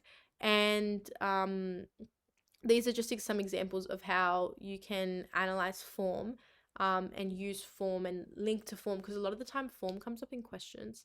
And form has a lot to do. Form and structure also go hand in hand. So if you're struggling writing about form, you can always just tie it back to structure. So if we were looking at how does the author reflect on the nature of language, you can say that they subvert traditions and conventions. They've got authorial intrusion. They discuss writing or language. Language comes up a lot in questions. So I just feel like having a sophisticated analysis, you'll be ready in case you do get the question on language, because your actual evidence and analysis is answering it subconsciously. Then your personal interpretation and judgment on effectiveness is going to come from the concepts, language, and form kind of interconnecting. So it can contend with human fallibility, it can probe universal truths, it can encapsulate a time period, it can reveal something about the human experience. It's all going to be different depending on your text, but you do just want to kind of have that kind of judgment on the effectiveness of the text. And then, like I was saying, we've got audience impact and contextual versus contemporary responders. So the contextual is the influence of the context on the composition of the text, the reception of the text in that time period, and how the text argues with contextual values. Sometimes it will agree, but a lot of the times the texts are going against the contextual values of the time to kind of teach the context or warn the context of a certain message or meaning. And then there are the contemporary responders, which is how the message is endured. It questions their values, it critiques the outmoded literary conventions, and then it can also allow us to reflect on our identity and our values and our morals. So this is a sample analysis from Rhapsody on a Windy Night, which is T.S. Eliot. So the disorientation of the individual in 20th century mass culture is embodied by the self-effacing narrator of Rhapsody on a Windy Night, whose lack of agency is parodied by the personification of the lamps. This is another example where you can have the technique before the quote, and then you've got the analysis after it. And here they've got commanding tone and truncated lines bitterly satirizes human subjugation to routines and machinery. Such a concern resonates equally with contemporary anguish over individual agency. So here you can already see that they've got multiple techniques. So they're pairing up the techniques.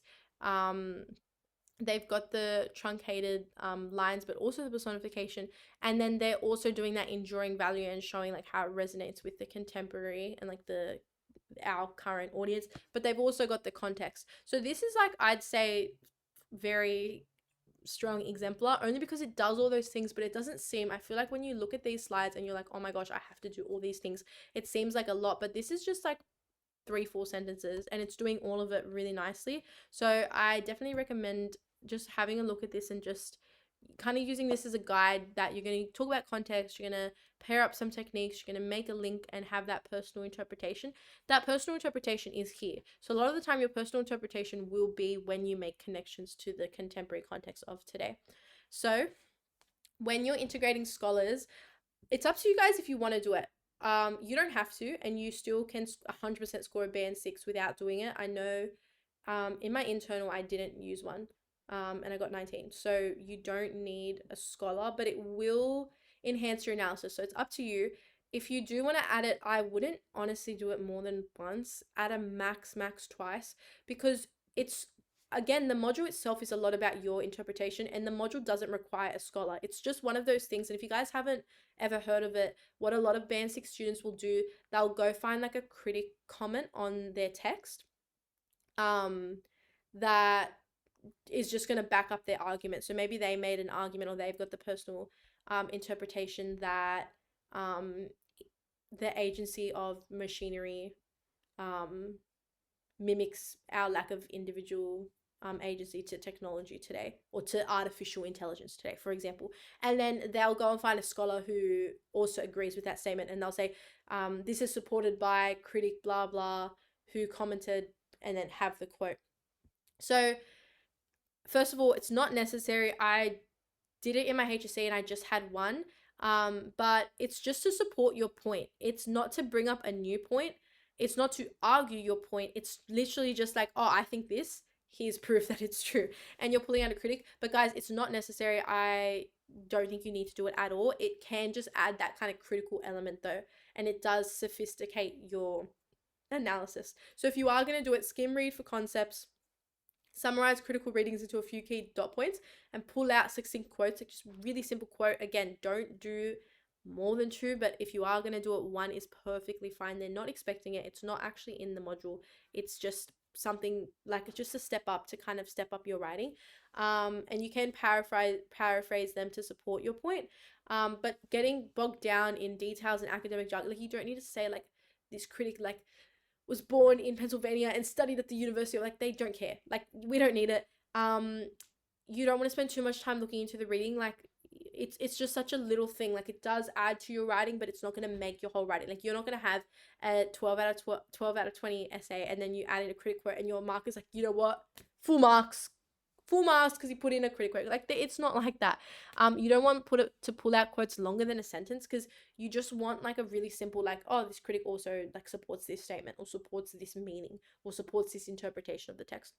Like, that's literally all it is. It's nothing deeper. Do not overanalyze it. Like, that should be a part of your, when you have your quote technique and analysis, that shouldn't be like a whole separate quote that you're going to analyze. That's to back up your own quotes and evidence. So that's integrating scholars. Again, not necessary. We'll talk about it in the live chat if you guys are planning on doing it or not. It's just something to add to it. I did it for HSC because I was like, oh, I feel like it'll sophisticate it, but really, I don't know if it made a difference.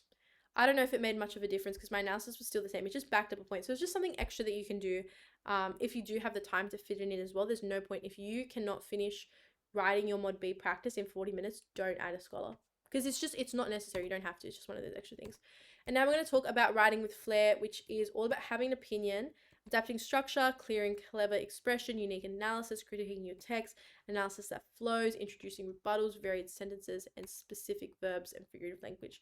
All these things are going to help your text just have flair, and then that flair will help it sound more like a critical analysis. So having an opinion is literally just your personal interpretation, but having that personal voice can come through your writing. So ask yourself, do you like the text? Is it well made or written? Or does its ideas have values? I know for Mod B, like, I'm never going to sit here and be like, yeah, I loved studying this text, but I did like studying, even though T.S. Eliot is very repetitive, and I think Preludes, Rhapsody, and Love Song are so similar, I actually did like studying the text because I thought the meaning was pretty interesting compared to some of the other texts I've done. And even Crucible, like, the plot low-key goes hard. The plot is like at it. Abigail is such a gaslighter, but having an opinion can help your writing, and you are the audience. So when you say like, oh, this challenges the audience perspective, well, think to yourself like, when reading this text, did it make me think twice about this? Did it make me reconsider my value on, on religion or faith for Eliot, for example, or on meaning or identity? And you can use that thought as analysis and just say, which allows audience to reconsider their presumed beliefs on this. So that's important, and you are the audience. So if you're not really sure how to make an audience connection, remember that you're the audience, and you can, especially for the contemporary audience, like that's literally you, and you can literally just bring in your own opinion. Structure and varying it, again, it's not a rigid thing, so you can adapt it. You don't need to. But the purpose of structure is to direct your margo throughout your argument. So you can switch up your peel structure. Obviously, you still want to start with like your point and link, but you can kind of mix explanation and evidence together and kind of like intertwine them. Or you can vary how you introduce quotes. Like that's what I was saying before. Like start with your technique and then bring in the quote. Or kind of explain the setting a bit and then bring in the quote, then technique. Like up to you how you do it, but just varying it so it's not always like, this is the quote, this is the technique, this is the analysis, this is the next quote, this is the quote. Like you don't want to sound like that, and varying it will have more of a personal voice and just give your writing a little bit more flair. And then you can use a quote from a critic or writer in your intro if you wanted to. So like if you had a quote that like maybe Eliot was one of the most famous modernist poets of his time, which he was, but if you could find like a critic quote and you put that in your intro, that's just something to mix it up. But experimenting with structure is definitely recommended. Clear and clever expression is important. Short sentences is important. In English, I remember in year 10, one of my teachers went through my essay and she like highlighted how many lines one of my sentences was, because it was so long. It was so long. And I feel like in English, you don't even realize how, because you're actively thinking and like actively answering and like writing it, it's such a different world that you're in your head, like when you're sitting in English exam and writing an essay. But it's so easy to write these super long sentences that like you end up using and like a million commas, and like you don't even, like you forget halfway what you're even saying. So short sentences are the trick. That doesn't mean like write a one line sentence, but a lot of the time I feel like short sentences seem so simple and seem so basic, so I try to do these like really long complicated sentences and make all these links, try to do it all in one, but it actually makes my work less concise and makes it heavier. So expanding your vocabulary is very important, and I've got some stuff to help you guys with that. So eradicating the word shows from your essay vocab. I don't want to, none of you are using the word shows. We're gonna be using these words, and I actually made a like a slideshow that you guys can screenshot, just like images if you want, or like take a photo of, which has words instead of shows. You're not allowed to use shows. You're all banned. No one is using the word shows. Clear and clever expression, which you can do through using figurative language. So a lot of people think like figurative language and writing kind of in that metaphorical flair is purely for creative writing, but it's not. You can write like that in your essays too. So we've got like mirroring his surrogate Prospero, Shakespeare conjures the striking image, Pacino sanctified by the limelight of Hollywood. Lines like that, they sound so good, but it's still analysis, but they sound so figurative, and that's because it's that really clear and kind of clever expression. So I think opening it up with that is such a powerful thing, and just metaphorically using language, even though it's an essay. I never used to do that because I was like, it's an essay, like if I wanted to write with figurative language, like I'll do that in a creative, but it definitely adds that kind of flair to your work. This is what I was talking about. I didn't realize I put it here. And if you're not following our TikTok, I'm gonna plug. No, these are all, you can save them straight off our TikTok, but you can also screenshot them. But I'm trying to post like a lot of stuff like this just to help you guys out on there if you wanted to follow, but you don't have to. This is just some words that you can say instead of shows. I think I use like conveys and demonstrates like to death every single time I overdo it so much. But these are some other words instead of shows. So I don't want to hear any excuses. Memorize a couple and then go on a little bit of a cycle, like a little bit of a hamster wheel, and it's like, which one am I going to use today? These are some other ones instead of to conclude. And then you could also use words like ultimately, overall, and thus, definitively, consequently, in summation as your linking sentences for your paragraph. So let's switch it up. For comparative, which is so important for mod A, these are the words you want to use, and these are the phrases that you want to start with when you're going back and forth between your quotes. And that makes sure, like, it is impossible if you do this to not talk about the textual conversation, because you're literally you're bringing up your second quote in reference to your first by starting with the similarities or differences. So naturally you have to follow on and explain that. So you just gaslight yourself into answering the question. And then instead of but, you can use these words. These are just some examples. Obviously there's more, but language makes such a difference. And like I said, mod B is so much bigger, and you guys can see how much they care about sophistication and analysis and form.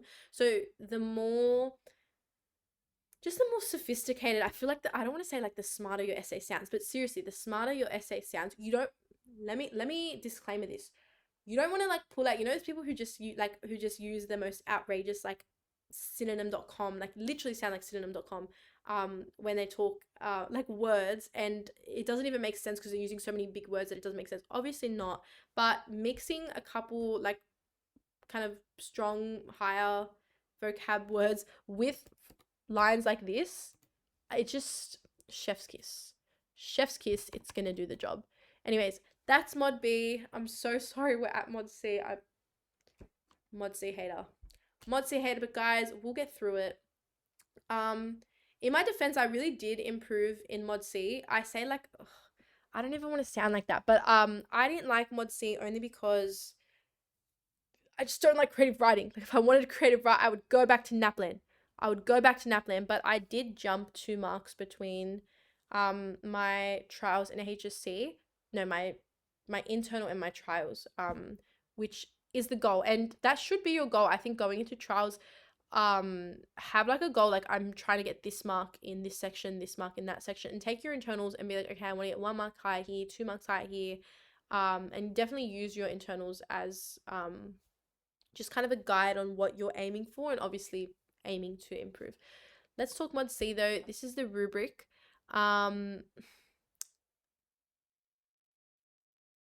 Yeah, there is this point. I just want to quickly point this out. I forgot that I added this. So students may revisit prescribed text from other modules to enhance their experiences of quality writing. So if you wanted to, it's may. Keyword here is may. But if you wanted to, you could bring up, like if you studied Eliot, you could bring up Eliot in your reflection as like an influential text for your prescribed text, but it's up to you. So you're strengthening, extending your knowledge and your skills as writers. There's so much going on here, but again, they can ask you creative, discursive, or persuasive. Yeah, you guys have already met mod C, and you're reading a range of texts. So let's just do some revision on mod C. We're going to talk about creative choices, influences, and processes, then analyzing technical features and crafts in text, and then just composing it. I want to have a chat in the live chat about whether you guys are doing discursive or creative, but completely up to you. Personally, I did creative. I did try with discursive because I did public speaking during school, and I feel like discursive's kind of like suited that, but I feel like creative just suited me more. So let's say you've got, we're going to talk about reflections, because reflections and technical features are so important. You want to make sure that your creative, discursive, or persuasive has so many techniques. It needs to be like a technique galore. Like you want to be able to go through your thing and like every single line, like even if it's just something like an exclamation mark in one, and then it's a metaphor in another, and it's repetition in another. Like you want to make sure that it's just like filled. And in saying that, I just said that and I was like, don't say that, because you don't want it to like just be this complete jumble. Of course you want it to be concise and flow, but you want it to sound like a creative piece. Like, when you read an exemplar creative and you're just like, this sounds so good, like that's the goal. That's the goal, for it just to be like how do you write? Like it's so beautiful, everything just flows, it's just so smart. For creative writing, I swear off of Pinterest. Go onto Pinterest. If you're writing a creative piece, go into Pinterest, search up whatever theme you're writing about. So if you're writing about disconnection, if you're writing about isolation, if you're writing about, I don't know, redemption, self-discovery, growth, whatever it is, put in growth poem, disconnected poem, feeling lonely poem. You will read some of the craziest lines ever, and they're also really short. Like a lot of people are like, oh, you should read more to get better at mod C. Do you have time in year 12? Do you have time in the next month before trials to start, all of a sudden I'm going to pick up all these books and just read in this really stressful month in my life? Realistically, it's not going to happen, but taking 5 minutes and saving some like quotes on Pinterest and just getting some inspiration, it's going to do the trick. It's going to do the trick. I forgot to go through that.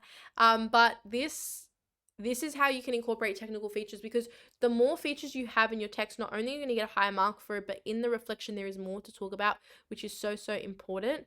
And you really want to be able to analyze it. So this is just an example. In your reflection, you are going to be using first person. I remember mentioning that before, where it's like my piece utilizes this, and I do have some sentence starters that you guys can use from that.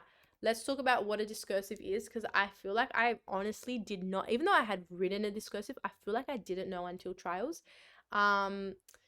It's exploring an idea or like a variety of topics, but it's a discussion. Like, do you guys remember primary, when you learn a persuasive text, you're always like trying to prove it, but a discussion is proving both sides. You're kind of going into both sides of it, and you're not forcing them or like persuading them into a single point of view. You can like imply it indirectly, but that's not your intention. Like, you're not writing the discursive to prove, I don't know, that social media is horrible. It's not the must. I always think like TED Talks are literal discursives, because you don't really watch a lot of TED Talks and they're trying to shove this thing down your throat. They just kind of inspire that insight and that thought and that perspective. Some of the techniques, if you are writing a discursive, anecdotes, humor, imagery, extended metaphors, and irony, and then experimenting with form, like having like one line and having a really long part, and then like two lines, like going back and forth with form and structure. But yeah, I feel like a lot more people are doing discursives rather than when it started. But yeah, my only thing with discursives is I really recommend writing about a broad topic. Like, if you're gonna write about discursives, write about disconnection, write about self-discovery, write about agencies. Like, even if you're talking about technology, make a link to identity, or make a link to autonomy, or make a link to human connection, and just some of those big like human experiences that we were talking about in common mod, because a lot of the time that's what comes up in the stimulus.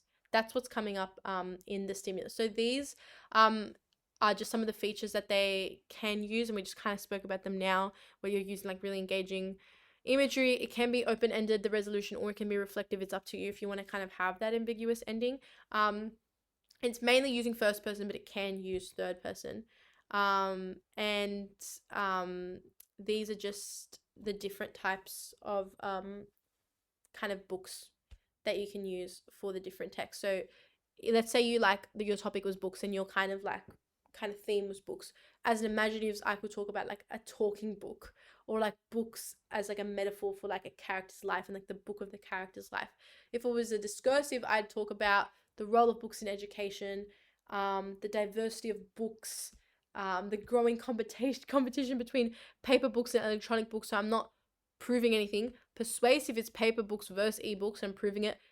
Persuasive, I'm proving books are integral in the education system. But discursive, I'm showing that role, and I'm not directly telling them books are a must in the education system, but you're giving them just that kind of fuel to perceive it and to start questioning it. And then informative is where you're physically informing them. So that's the difference between them. Again, imaginative and discursive are the two most popular. Imaginative is the most popular. What I will say, guys, is that although you do, most of the time you're going to get a choice between imaginative and discursive. I think it was the 2020 HSC. One of the past HSC papers solely gave 20 mark creative. Like, it was only creative. And the module, when you look at it itself, is more suited to creative writing than it is discursive. That doesn't mean don't bother with the discursive, but I think that if you have a discursive, just have a backup creative just in case. I think it's rare that it happens, but it did happen in the HSC. And a lot of the trial writers are using the HSC, because trials is supposed to try and mimic HSC as much as possible. A lot of them might see that and be like, oh, let's try that. So you don't know. Again, be prepared for it. And that's why I say that, because not to scare, I don't like saying like these rare situations, because I don't want to scare anyone. I really don't. It's not my intention. Like, I hate making people feel like that. But just in case, I think just, or even have a discursive that you can turn into a creative, and that they kind of like borderline. I don't know. Just to be ready for it. Effective writing is having a strong kind of like concept, or if you're doing a discursive, a strong thesis, very deliberate structure. Your structure has to be very, very deliberate. I know a lot of people will go like the general, like it starts all happy, you've got like the complication and like, oh, here's a resolution, but you don't have to use that. You want to use clever but sparring use of techniques. So in saying that, you don't want to do like, here's like 5 metaphors in one paragraph, then let me use simile every single time in this next section, and then the end I'm just going to use repetition or repeat. Like, you want to like sparingly use them and kind of like spread them out, but still be using a lot of them. Simple plot is always going to do the trick. Do not think that you need this super crazy plot that's going to blow everyone away and is the most life transforming story. You don't need it. You don't need it. And having an extra twist. It's up to you guys for writing your piece. If you are doing a creative, if you want to use your class one, or if you want to write a new one. I know my class one, I got a 17 in it, like in my internal, and it wasn't that I was upset with that. Like for mod C, I was like, this is mad. I was like, I'm more proud of this than my higher marks for the other modules, because mod C is like not my vibe and caused multiple breakdowns. But in saying that, I saw the feedback for my text and I was like, I really just want to write my own, and just try writing out a new one. And then that new one ended up doing better. So it's completely up to you, and don't think that you don't have time to write a new one. You 100% do have time to write a new one if you wanted to. If you are writing a new one, you can generate ideas from like different movies that you've watched, or like a book that you've read, or again, go into Pinterest and get some inspiration. You can also search up writing prompts online. I feel like I did that a couple times just to try and get some different ideas. But writing about yourself. Now, in saying that, do not trauma dump too much. I say too much. I can't even say don't trauma dump at all, because like, let's say you journal, or if you just sit and like you write about like your feelings at like this one birthday party, or like this one event in your life, a lot of those feelings you can then use to give to your character, but you don't want to use it as like, I hate my brother and my sister for what they've done, or like I hate like my ex-best friend. Like, you don't want it to be like that. You don't want to be trauma dumping. But I think that reflecting on your own experiences a lot of the time reduces the possibility of cliche, because they're your own emotions. I think it's very hard, and this is a mistake that I made with my first text. I was writing a lot about like, it was a really like mentally dark piece, because I feel like that's all we watch on TV. Like, I feel like so many people, I don't know if you guys have found this as well, but all my friends and I were writing such heavy stories about like mental health and just dark topics and like betrayal and trauma, like all these really heavy stories. But realistically, that's all we're watching on TV. Like, all we're watching, and like all the music, like a lot of the stuff that we consume is like heavier stuff, and then like these really like intense plot lines, but you don't need it. And that was the difference that I made when I rewrote my text and I wrote a new one. I just wrote like a nice story. Like, it's fine to write something light. Like, it doesn't have to be such a sad story. But in saying that, because I was writing about a really mentally dark topic that I hadn't actually experienced, I had just imagined what it experienced like. So a lot of my metaphors and my figurative language was really just cliche, because I was just like, oh, I can imagine that someone like going through this would feel like this, but I had never been through it. And then when I wrote a lighter story, and it was like, my story was like about writing a letter to your past self, and just a bit about like validation and high expectations on yourself, which was something that I was feeling at the time, and I used my own feelings to write about it. I ended up getting the better mark, and my teachers were so happy with that in comparison to my first one, and were like, thank God, like, you wrote a second one. But I realized that was because I was using my own experiences, and because I was using my own experiences, my own feelings, they were, first of all, easier to write about, quicker to write, but also just a lot more authentic. My voice as like a narrator, but I was also the main character. So basically, just make yourself the character of your story if you're struggling. I think it's such a good thing. But in saying that, do not trauma dump. This is not the spot. This is not therapy. This is not therapy, but you can put yourself or talk about a time in your life, and you can even like change the ending, like, if you don't want to make it too much about you. I just feel like it's easier to write if you're struggling with mod C. Writing about yourself can really help out. These are different places that you can get ideas, personal experiences, writing prompts, watch a TV show, get going.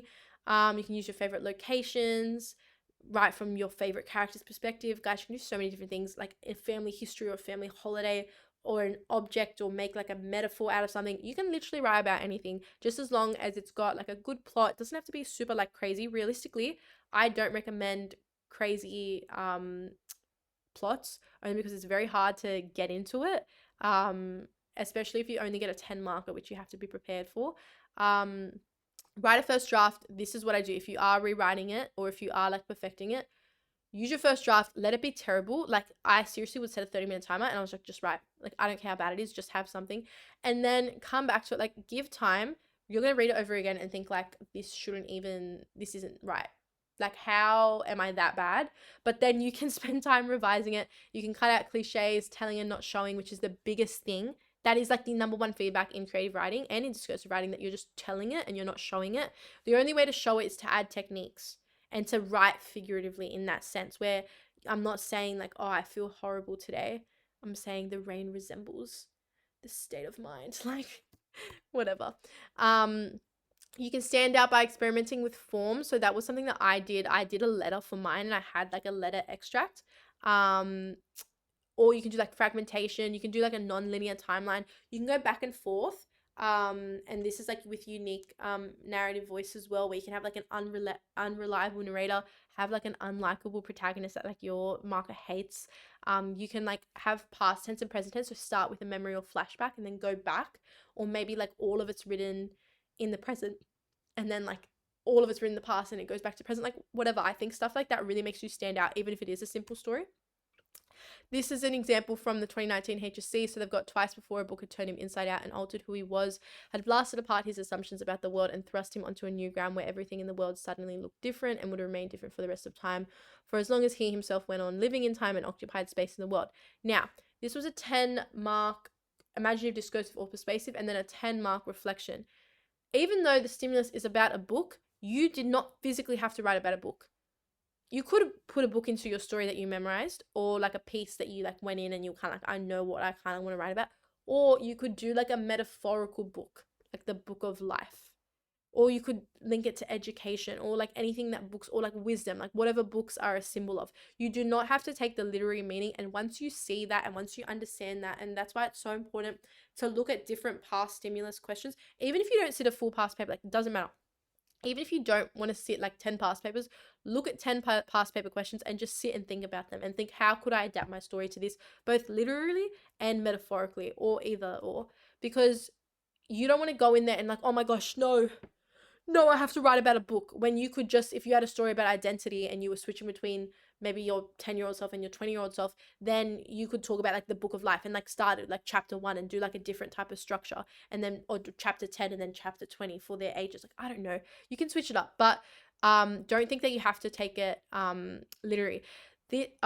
Literally. This is the 2020 HSC question I was talking about, guys. Compose a piece of imaginative writing. So it's straight 20 marker and it's only creative. It's not discursive. And this was 2020 HSC, which is why I tell you guys, maybe just if you are going in with a discursive, I know like it's annoying to hear like, oh, like now I have to worry about a creative. Maybe even if you just have like a base idea, or if you just have like one go at writing a draft, or like just something just in case you get this. I think it's rare, but I think it's possible.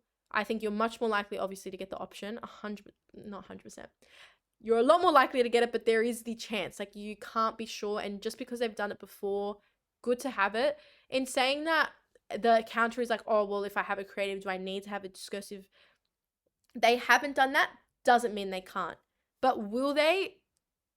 A lot less likely. It is more likely that they'll ask for a creative than it is that they'll ask creative only than they'll ask for discursive only. It is good to experiment with both, just for yourself and also for techniques. And a lot of the time your creative can be turned into a discursive, or like you can use the same theme or the same message, but just write it like with the discursive techniques of anecdote and humor and imagery. But I personally didn't. I had like in the back of my mind, I was like, if I have to write it out a discursive, like I'll just do it and I'll write it on this topic. And I kind of had like a message, but I didn't memorize anything for it. I had like typed up a draft once, but like I wasn't studying that. I was just kind of like, you know what, if I get that, I'll just be ready for it, just in case, so I don't have to come up with something on the day. But it wasn't something necessarily that I memorized. And you can be the same if you've done discursive. Just have like a backup creative and just kind of thought for it, just so the first time that you write a creative isn't on the day, or like the first time that you think of an idea isn't on the day. Some things are unknowable. A person's secrets may be revealed by the things they leave behind, but what are they? Those supposedly uncovered secrets. They are words, ideas, dry and dead as dust.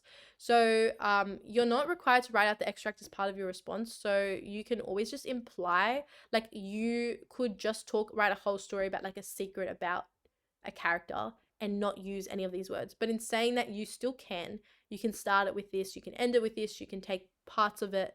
But yeah, that's how you do that. And then this is the 2021 HSC. This was my question. And we got a photo. And 10 mark, again, this is the difference where they can give you like 10-10, they give 20 creative, or they give 10-10. They can also do 12-8, or they can do 15-5. They did 15-5 last year. But again, with this photo, let's look at this. So literally looking at this, it's someone trying to escape. And it's like a pencil, so you could talk about writing. Like, that's it. But metaphorically, if I wanted to really look into this, and obviously you have to get into teacher mindset when, you know, blue wallpaper shows that like the character is going through depression, and is very, very low. But you have to get into that mindset where like everything has meaning, and you have to look at the steps forward. Like, they're trying to discover themselves, they're trying to grow, they're also holding the pencil. So like, you have that autonomy to take charge of your life and write your own story. You can talk about the shadow of the light and the dark, and you can talk about like light and darkness or dichotomy. You can talk about the barrier and appearance and reality. There's so much you can talk about. But that's just that question. And this was a 2022 HSC, which again, like wild card, like this is why I don't like Mod C, because I feel like they just can do so many different things to you. They gave 15 mark creative or discursive only. And then 5 mark reflection, but it wasn't even a reflection. It was a reflection on the stimulus. So explore how personal fulfillment is expressed by the writer of the stimulus. In your response, make reference to at least one language, device, or stylistic feature in the extract. Which was strange because, like, there's no mention of your prescribed text. There's nothing. Like, it's literally just, like, kind of like a short answer. It's literally like a short answer from, like, paper 1, section 1 out of 5. But, like, mad if you sat it, because that's, like, a very easy 5 marks to get. But yeah, that's just the different ways that they can do it. Now, for reflection writing, I do have these just kind of sentence starters that you can use. In terms of memorizing reflection, memorizing creative, it's completely up to you. Memorizing creatives is hard because you have your piece. Like, it's hard because you don't know, like, are you going to get a 20 marker? Are you going to get a 10 marker? Are you going to get a 15 marker? Are you going to get a 12 marker? So what I personally did, I had a base story, and I was really happy with this story that I wrote, and I used it for trials, and then I used it again for HSC. I had a base, and my base was around 700 words. And then what I did, I copied that and I made a longer version up to 1,000 words, where I just added in like an extra something, like an extra event to my character, like for the plot, or like a flashback or something. That made sure that I could fit it in case it was 20 marks. So I was like, okay, if I get 20 marks, I just have to add in this section. And then I took away one section for a 10 marker just in case. And then we ended up getting the 10 marker. So I just knew, no matter how many marks it was, I could use the same story. Now, I know it is risky to go in with only one story and adapt it, but what I did, I had my base story, but I had different versions. Like, I always had the same character, but I had, like, one ending was a happy one ending was an ambiguous one. I had one where there was like a different influence of a family, and the other one was the influence of a friend. Like, I just tried to find different ways to switch up the same story. So even though it was the same base, there were so many different versions of it. So there had to be a way to adapt it on the day, and it ended up working perfectly. So that's my advice. I know other people will go in with like 2 or 3 ideas, which I also really recommend, like if you didn't want to stick with one. But personally, just for me, because paper 2 already has so much going on, like I could not do it. I just felt like having like one base and just knowing like, okay, like if I get a stimulus like this, I'll adapt it like this. And the more different stimuluses that I exposed myself to, the easier it was to then adapt it on the day. You're going to look at your prescribed text and how that influences your form, language techniques, and your style of writing.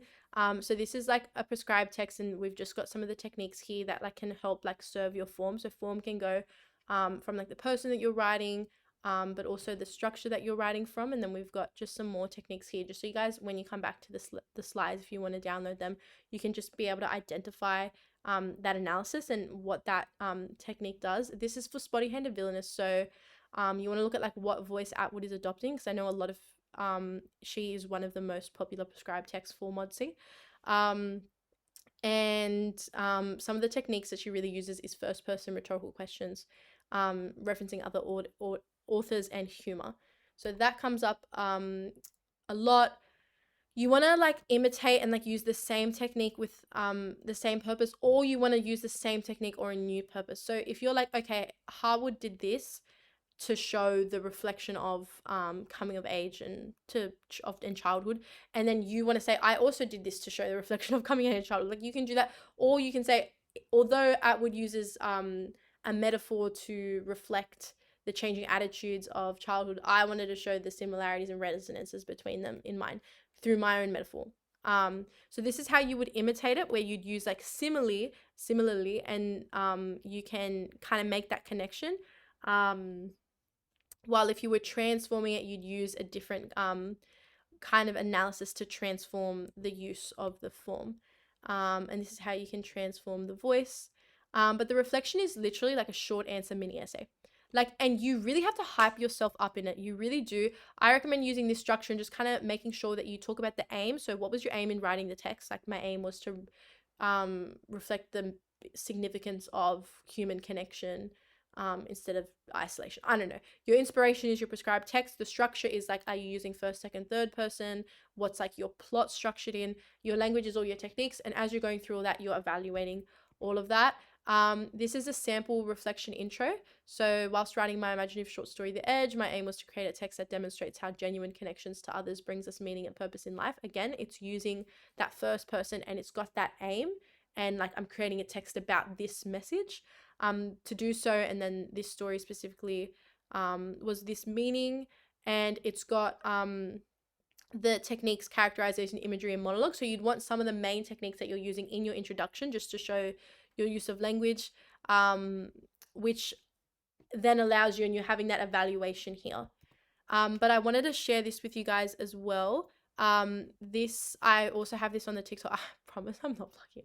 I low-key am. This are just some of the sentence starters that you can use and just kind of like familiarize yourself with for your reflection. Realistically, your reflection, the only thing that's really gonna, like, if you go in with a prepared story and you do get to use that, then you can memorize quite a bit of it for the reflection as well. For your reflection, you're also just going to add, I was influenced by the stimulus to examine this, and you can add a quote and just make reference to the stimulus as well, just to prove to your marker that you are like engaging with the stimulus. This is for the body paragraph. So my use of the technique here, when I wrote this quote, I've employed this technique in blah blah to evoke this, just as this author did this, I did this. These are just some good starters, and I recommend having these as you're practicing for trials now, but also just in your study and while you're writing. Just knowing some of these and kind of just whipping them out for your reflection is really going to help your writing. And then this is a conclusion. Your conclusion for your reflection does not need to be more than 2 to 3 sentences. No way. Nothing more. Nothing more. There's no need. You should get most of it in the bulk.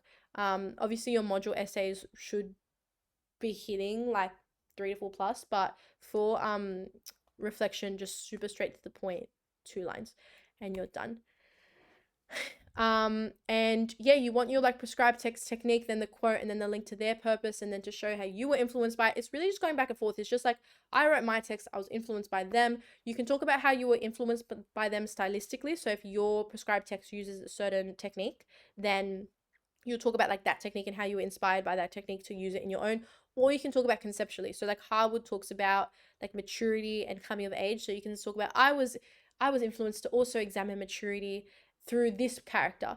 And then you can emphasize it differently.